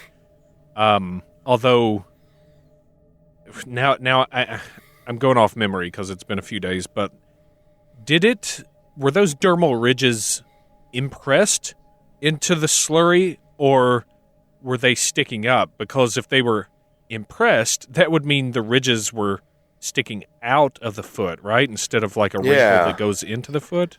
I'm bringing them up right now, actually. I don't know how to share them with you guys. If you Google Hellier footprint, they show up. What does it look like, Derek? Does that look like they're impressed in? It looks natural. It looks like the wrinkles are, that's a bad image. It looks like, here we go. Yeah, I mean, it looks natural to me. Not the footprint, but the dermal ridges and the wrinkles and, the surface of the bottom of the foot looks fairly natural. And I'm actually going to go against what you guys said. I don't necessarily think these are real by any chance or by any means, but I am an artist for a living. Oh. So I recreate a lot of things, not necessarily footprints, but a lot of things like this, and I try to make them look as real as possible. And if I created this, I would be pretty proud of it. Sure. It doesn't look overly fake. It doesn't look like anything I've ever seen before. Obviously, the three toes, I can't think of any animal that has 3 toes. Even birds have 4. I don't know. The wrinkles are a good touch. It easily faked, but interesting to look at for sure. It's just so smooth. It's smooth. Like, it is. Yeah. It's like like there's no weight coming off of like where the ball of your foot would be. You know, like when you walk, like it's like a flat, just hard stomp almost. Not like there's an indention, like you know how when you walk. Mm-hmm. But like it's just like a stomp kind of motion. It's more of a stencil or a stamp kind of situation than some actual like kinetic movement. Right. Gotcha. I'm still not convinced about the ridges, just in terms of. I would really like to see one in person to see if it just looks like a fingerprint or if it looks like someone kind of sculpted it in there and it looks good. But then when you think about it, it's like, but a foot doesn't do that. Like a foot would have to have a ridge that sticks out from it to impress into the mud and cause a crease. I don't know. Well, a human foot would. A human foot would, yeah. Maybe these things have things that stick out that give them traction to whoop hillbilly ass or something. I don't know. I was kind of looking at them the way like a dog's leg, for example, has the backward bend. That first joint, well, I guess technically the second joint up, the big bend in the dog's leg is actually its heel. Mm-hmm. A lot of people don't realize that. It's just elevated off the ground that allows them to move easier. What if this creature has a similar leg, like that dog leg? Shape so to it walks on the pad or the balls of its exactly quote unquote foot. Yeah. But then again, I have no precedent for a 3-toed track other than like obvious fakes I saw, like Honey Island Swamp Monster, Falk Monster. One of those two off the top of my head had a 3-toed track that just looked ridiculous. In fact, I think maybe both of them did. And they it looked like their Vienna sausages down. It looked like somebody took a soup can and put it long ways and then took a stick and made 3 toes is what that track looked like to me. This one looks a little better, but the more I'm looking at it, the more I'm changing my mind, to be quite honest with you guys. These look like somebody deliberately made something.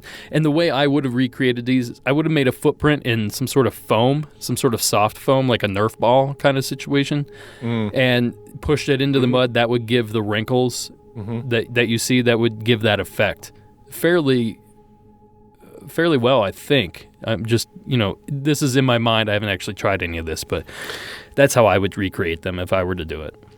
Yeah, it would be nice if they could have found some, because then you could measure them. You could see, you could determine kind of a height, or at least a walking gait with that, or it would have been nice to have some kind of. Well, actually, they did have a frame of reference. The guy sent the photo with the ruler, right? So, Yep. So taking that into consideration, and then some of the pictures actually looked like there were footprints that, like, you could see a few in a row. So you could probably take that and determine a couple things from that, walking distance, height, possibly things, something of that nature, to see if it even corresponds to the size of creature that he was talking about seeing. So maybe somebody could do that, because the pictures are probably still out there. Speaking of size of creature, what about the pictures of the creature? Big quotation fingers. You mean that blurry photo? Photo. The one where he's like, it looks like a gray from the side, and here's the eye, and here's the... Yeah, I'm like, dude... Pareidolia. I'm like, that is nothing. It's a blur. You can't even try. The sad part is I could see what he's talking about. That doesn't necessarily convince me that it's a goblin or anything, but I can see the eye and the ear and the side of the face that he's talking about. But it could also be an elephant doing a front flip. Like, yeah, I was about to say, if you told me it was a sailboat, I would have been like, maybe I can see it. Toby, I think your brain's a shooting star if you think it's a sailboat. Oh, come on now. Deep cut. Yep. No, I mean, they are unclear images, so it really, sorry, I was trying to avoid it. So I mean, it really is hard to tell with those, because I mean, it's they're taken at night, so like automatically any night photography is going to be crap for some reason, because apparently, one, you can't hold your phone straight. Two, he got an image close enough to where you can make out that detail. Pretty close. But he couldn't punch the thing. Right. Or grabbed it and been like... I'm just saying. Can I make one last point? That's the last thing I want to say real quick. Why couldn't they go to the freaking caves during the day? Why did it have to be at night? I kind of had that thought too. Toby, we've explained this multiple times. You never in investigation go when you're supposed to go somewhere. Never. Just like you don't run up the stairs when a serial killer is chasing you. Exactly. If it's a paranormal investigation, you don't go during the day, because they won't be there during the day. I mean, right? That's actually a prescient point, because like with the guy seeing these things at around midnight or whatever, right? I mean, maybe that's what they were trying to accomplish. They're like, maybe we'll run into some scooting in and out of here. Maybe I'm being an apologist for them. I don't know, but no. Maybe they should have just camped out beside the place. Just stared at it every night. Well, I agree. I agree with you, David. The description of these things certainly makes it sound like they're nocturnal to me. No one ever sees them, and when they do see them, it's usually at night or at dusk or something like that. So that would give me the implication that they are a nocturnal creature. So I guess if you're looking for a nocturnal animal, the best time to look is at night, I would imagine. That said, this goes back to like ghost hunter days and even like scariest places on Earth and stuff that came before that. Why did all those investigations take place at night? And I think the simple answer is it looks better. It looks scarier, and that's why they do it. That's true. Why does the Mothman tour for the TNT place sell out at night more? So they can get chumps like me and Dave to go out there at night. Because you're listening to the stuff on Chief Cornstalk during the day. Can I also say, like, why did you bring up the Chief Cornstalk stuff? That is so far away from where that the Cornstalk legend apparently happened, right? Like Point Pleasant, and hasn't that even been disproven that had nothing to do with that too? I think so. I thought it was from like some play that they did later that it had nothing to do with the initial thing. I mean, Yeah, I think you're right. And I don't know if they were trying to use it as a selling point for the Mammoth Cave connection, but, like, I don't think Chief Cornstalk or the Shawnee were traipsing from Point Pleasant to Hellier just to screw around. You know what I mean? Like, Yeah. right? Do you guys think that too? I don't. It just seemed a weird connection. It's just the pinboard red yarn. It's just the pinboard red yarn. Now, a few things to kind of, I guess, give vague credence to them. Due to the fact that I do live in the Appalachian Mountain Range, and I do live in a part that has a ton of caves, nowhere around here has any reports of anything like that. But a ton of people I know growing up around here were also told not to. If they see any little kids in the woods, don't go following them. I myself was never told this, but a few people I know as kids were told that. By the way, sorry, audio medium. I shrug after the end of that because and when I asked for a better explanation, they're like, "Oh, that was just what my parents told me." I'm like, "That's great. I'm sure my parents said the same thing to me," and I was just like, "La di da." Well, I don't want to keep throwing synchronicities out here, but I just happened to look up the distance between Point Pleasant and Hellier. It's 48 miles. I know it's not. It's 166. Now here's And how long have we been recording? Oh. Here's the real synchronicity. The Mothman flap started in 1966. So these synchronicities happen all the time if you're looking for them. That's kind of the point I was trying to make right there. So you're saying 166 and 1966. They're the same thing. They both end in They're 66. so close. I mean, I'm kind of joking, but that's kind of the stretches that they made in this documentary. Right. Here, you want a fun synchronicity? Derek, where are you from originally? Ohio. I'm from Virginia. Flora, where are you from? Kentucky! Oh my gosh, it's all of them connected. And there's Toby. Cincinnati, Kentucky, the Brown Mountain, which has nothing to do with it. Hey, Toby's hair's brown? Here's a synchronicity. You three were on the Monster Madness thing last year on the Secret Transmission, and we're about to kick off Monster Madness pretty soon. I'm not doing that this year. Wait, is the Dover Demon in it again? Maybe. We'll see. God dang it, no. No Cinderella story this year. Speaking of, wrapping this back up, speaking of the Dover Demon, that is a synchronicity that caught my attention. The fact that, and I'm going to circle back because I want to talk about this a little bit more, this cave system that seems to overlap all these historical sightings of creatures that fit the description of these damn goblins. As much as we're making fun of the show and like shitting on certain parts of it, they uncovered something huge there, in my opinion, that needs to be further researched and further looked into. I'm hoping somebody that lives in that area, Justin, can do some sort of investigation or looking in some of this stuff. Because, again, I really wish that's where the documentary went. And if they bring it back, I really hope that's where it goes. Agreed. Yeah. So do I just start grabbing people on the street and shaking them, saying, "Have you seen any goblins?" No, you just walk into the cave. Just go. Okay. Well, and then another interesting thing that they brought up with like the Hopkinsville goblins, what if the big ears that you see in the pictures, what if that was just some kind of head thing? If we're saying they're aliens or whatever they are, kind of like the Flatwoods Monster, how they think, well, maybe this was wearing something. Why couldn't the I keep calling it Kentucky Goblin, the Hopkinsville Goblin be like the Dover Demons? You know, like well, why couldn't the ears? Why couldn't the Flatwoods Monster just be like three of these things stacked on top of each other, wearing a trench coat, trying to get into a movie? That's what it was. What movie was opening that night? It came from outer space. Oh, Mac and Me. Perfect. I'm just saying, like, it could, there could be a little more connection to these sightings of what they could have been.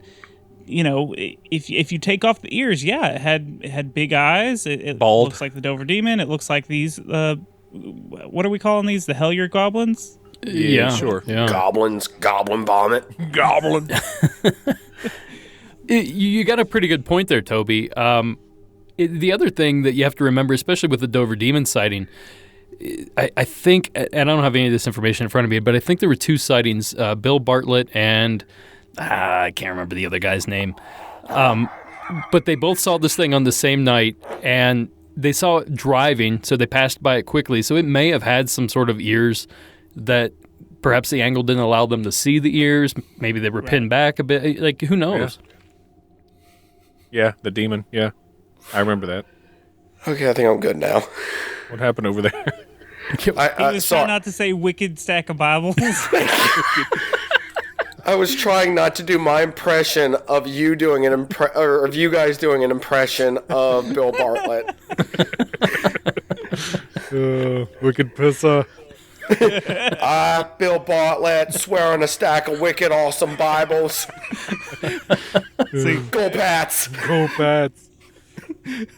He was about half a Tom Brady high. That's about how tall he was. What, they just measure up there in Brady's now? Yeah, Brady's.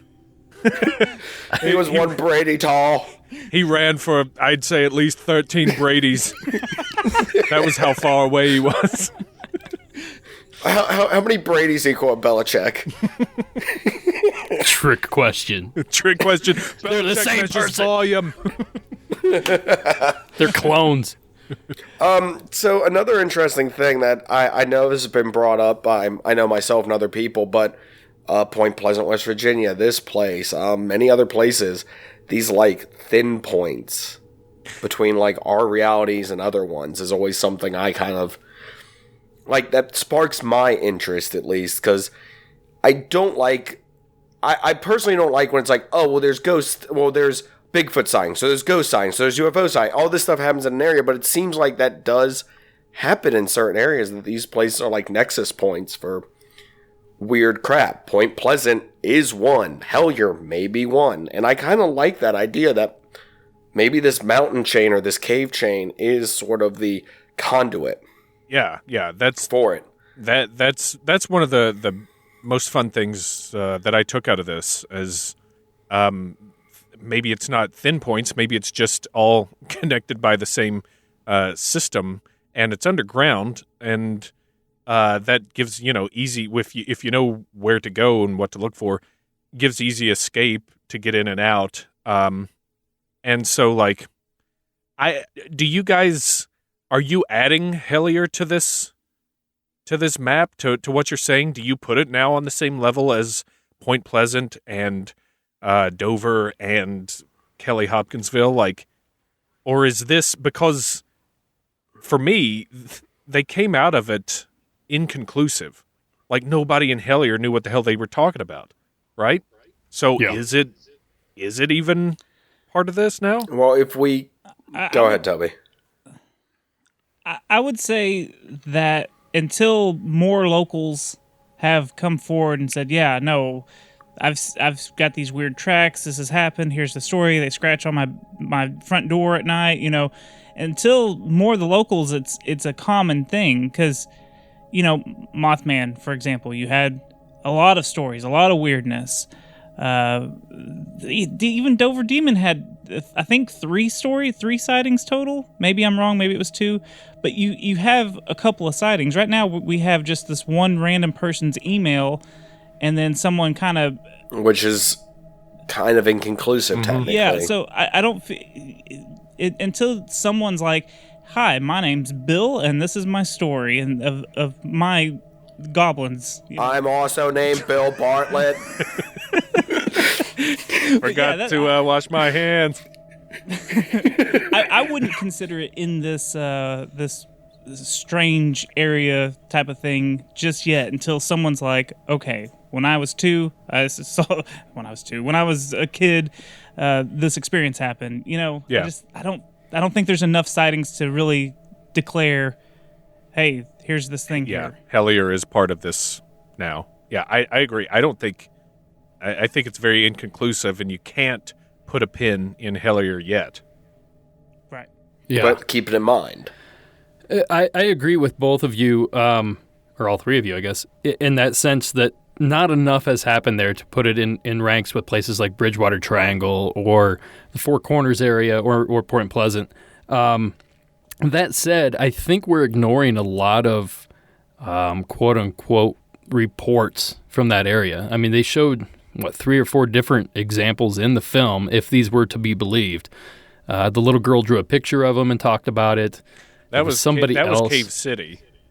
Oh, was it? I believe that was. I believe that part was when they went to Cave City, which is near Mammoth Cave National Park or State Park. I forget what, but the Mammoth Cave part that you go to in Kentucky, Cave City is right there, and it's sort of like a tourist trap, I guess. It's a very fun place. I went there as a kid, but but I think that was when they were there.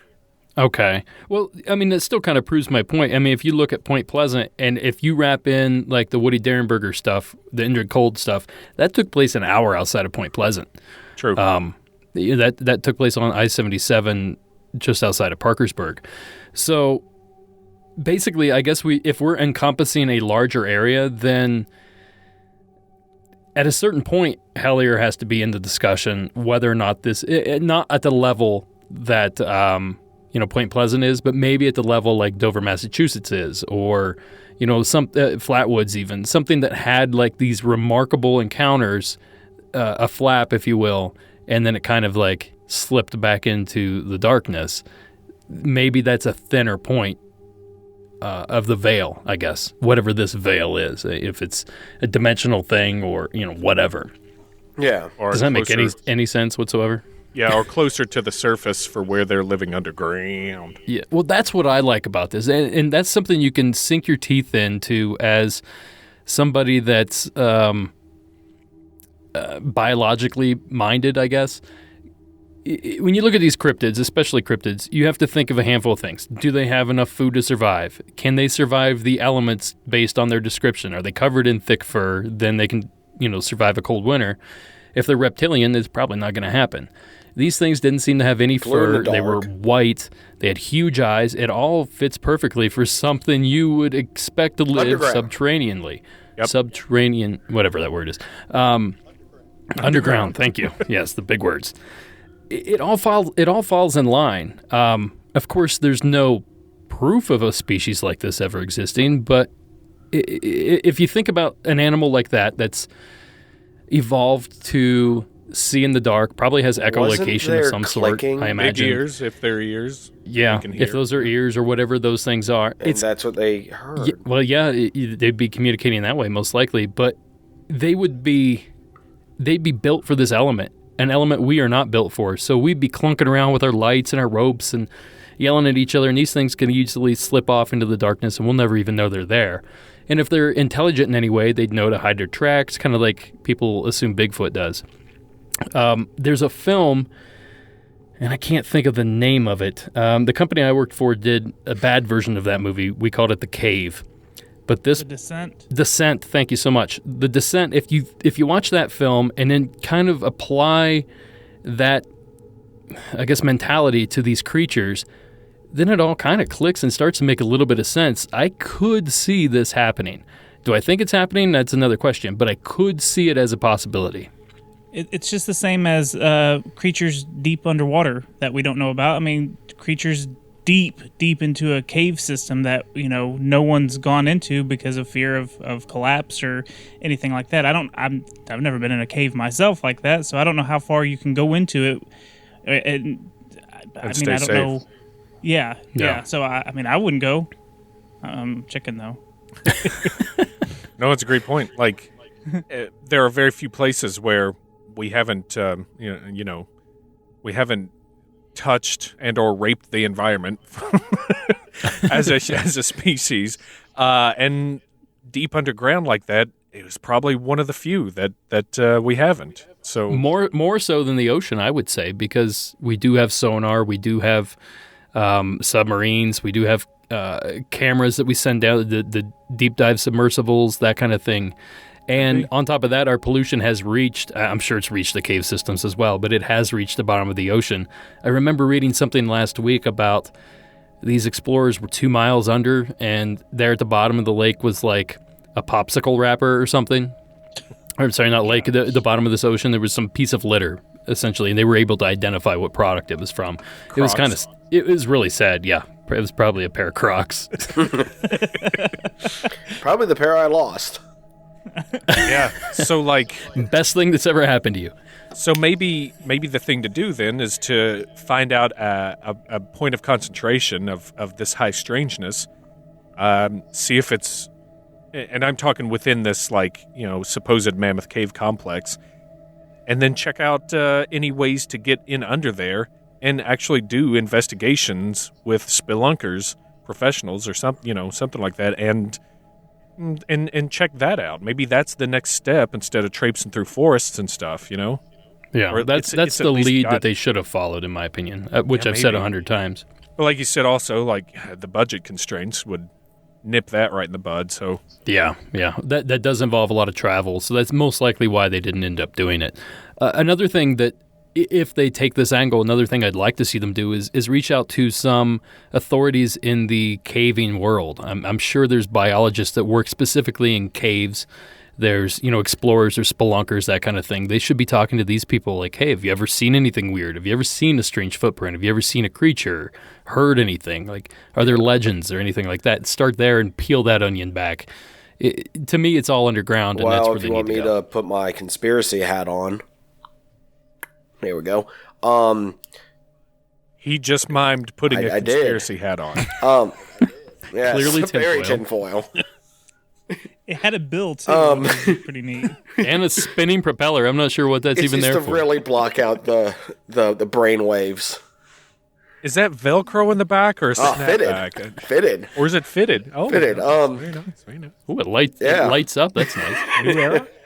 Nah, Zephyr. Gotta have that Z.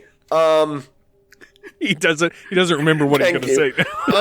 No, the thing is, I mean, like I said, not to be this guy, but at the same time, what if they have found stuff, and what if it's just something they're just like, oh, ignore that, or it's just they don't want to be that person who's there going, there's something underground, because as we've seen with anyone who says stuff about UFOs or Bigfoot or anything else, they're sort of laughed out of the community.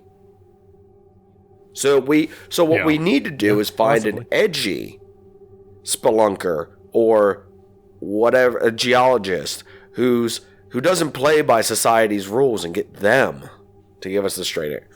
They wear leather jackets. Are you talking about a loose cannon? Yes, and it would be a leather lab coat. A bad boy? A leather lab coat. A recipe for disaster. They're all going to die. That's a horror movie in the making right there. Oh, yeah. I never want to hear rogue spelunker used in a sentence ever. Well, don't read my movie pitch then. He's a dangerous scuba diver. You don't want to be around. Hi, I'm Rex Pitfall. Let's get into that hole. Best name for a spelunker ever. Now we're on Oak Island somehow. Oh, man. Yeah. But like I said, I mean, I enjoyed this. I think, I guess to kind of finally wrap this up, to finally put the audience who's been suffering through all of this, I guess, on the final stretch now. In the end, I did enjoy this. I don't think it answered as many questions as it asked. Definitely asked a lot more questions than it answered, and I would love to see them do more. Yeah, I agree. I ended up enjoying it too, on the whole, and I was really nitpicky, and I don't want to say disappointed in anything. I was just kind of like, all right, I'll see through that veil that you're throwing up, kind of thing, as we went along. But on the whole, I enjoyed it, and I will say that I called the ending like 2 episodes before it happened. Which, I mean, if you're listening to this, you probably have seen the ending, but the email popping up at the end, I'm just like, well, of course they're gonna go through all this and say that they've hit a dead end, and then they're gonna hear from the dude again. He's, it's gonna keep going, and that's, it's exactly what happened. So I think you will get more of this there. So Well, it seems like this has been very successful, so I don't see why although I don't know if they've made any money off of it. I didn't have a single ad throughout any of the episodes I watched, so I don't know how they're making money off this project, and maybe they're not. Sometimes art is just art. That said, I kind of walked away with it the same way you guys did. I had a lot of problems with it, but at the end of the day, I enjoyed it. And anytime people get out there and shoot anything, I don't care if it's the crap that I shoot and put on YouTube, if you're sharing these locations, sharing these stories, fabricated or not, it drives the subject, it drives the field, and it gives us more evidence to dig through. I'm sure in that 5 hours that there's a handful of facts. We just have to determine which ones are facts, which ones are fakes, and which are coincidences that people are looking too much into. The information's being put out there. The locations are being shared with people, visually.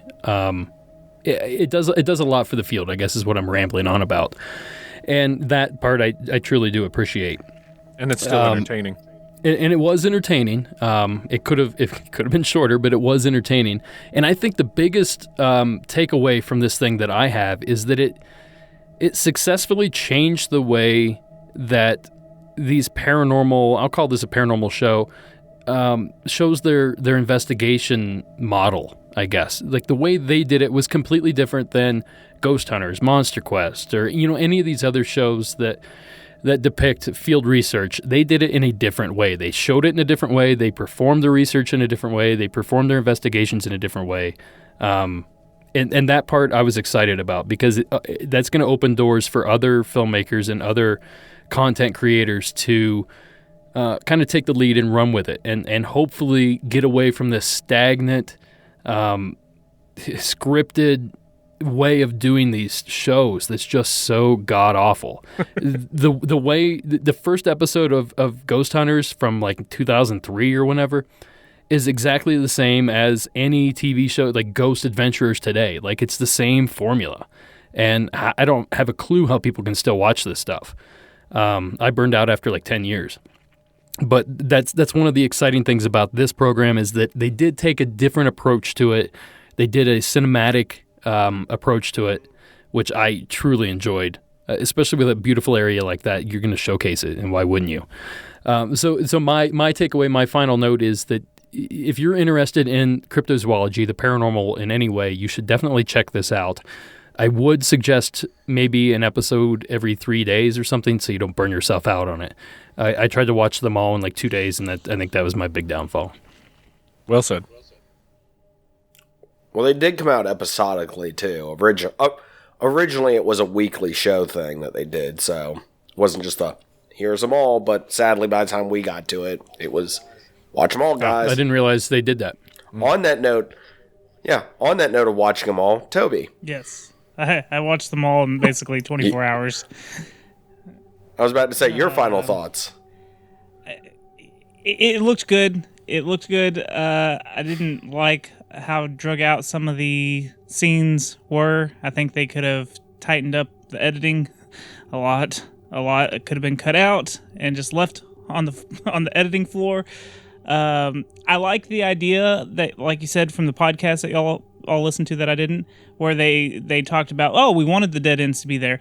I wish they would have focused more on that at the end instead of the spiritual awakening or whatever it is that they had, where they were all like, it's just a good feeling to have closure. Like, yeah, but you kind of got hoaxed a little bit. Like, you think you found something, I get that, but still, could you not just kind of spotlight a little bit that, sometimes you get leads that lead nowhere, but we think we found something. Instead, they all were singing Kumbaya at the end instead of being like, we might have got had a little bit, but we still think there's something here.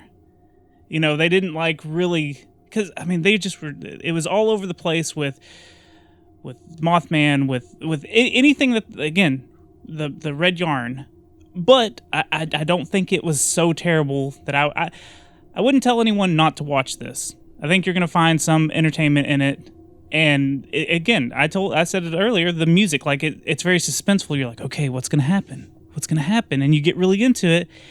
And yeah, it's kind of a little bit of a letdown, but I think that's also probably how they were feeling in the moment of using the spirit boxes and stuff. Like, they probably had that, like, pounding in their chest feeling. So you kind of do feel with them as they're going through it a little bit. It just was really long listening to them do the spirit box stuff and the IP address tracing. Like, just some of it could have been cut. 3 episodes.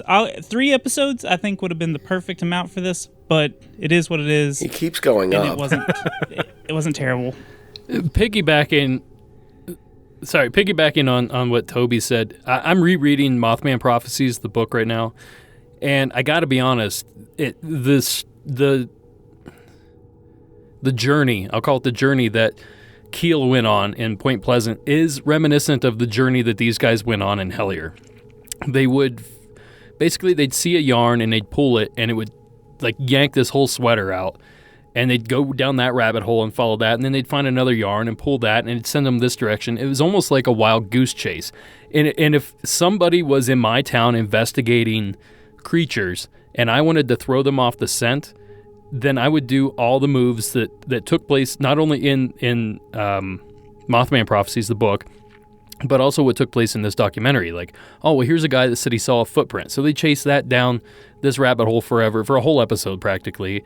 And then they come back after this other thing, like, oh, well, can we even find his house? It's just all these dead ends and all these goose chases, for lack of a better term. Of course, I'm not saying there's anything there, but I do think it's interesting that both of these stories share that similar aspect. I wonder what it's going to be like in, say, 5-10 years. Because of this documentary, because of how many eyes got onto it, in 5 to 10 years, how many people are going to have sightings? How many people are going to all of a sudden come out of the woodworks with, well, you know what? Yep. A year ago, my goats got eaten from whatever these monsters are.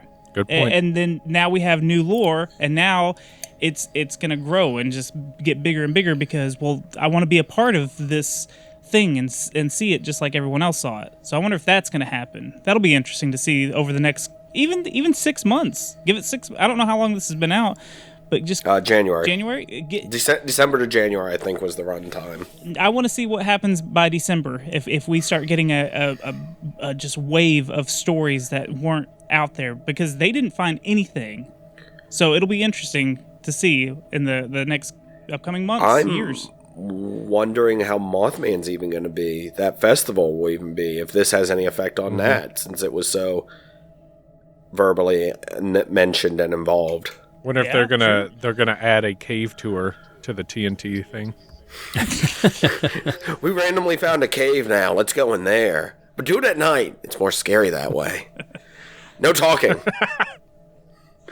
Well, this special episode has been about as long as the actual documentary itself, so we should probably wrap this thing up. It's been fun. Well, I was about to say, I guess we'll have to wait till another time to find out if there really are monsters among us. Oh, there it is. He did it. Hey, that was a good zinger. Roll credits. He did it. He did it. So naturally, too. I didn't even notice. I know. Hey, I learned from the best. Thank you, Flora. Are we hit? It's like, are we hitting? who's he talking about? I was thinking the same thing. I'm like, who's the poor sucker he's going to drag into this? That's right. That's right. Please don't pick me. Please don't pick me. Thank you for sticking around for the round table. Monsters Among Us is written and produced by me, Derek Hayes. Additional support is provided by Warren Ponabbott, Addie Lloyd, and Tony Bell. A big special thanks to Toby from Secret Transmissions for editing this segment. And lastly, music from this episode was provided by Coag Music. Thank you all for listening, and until next week.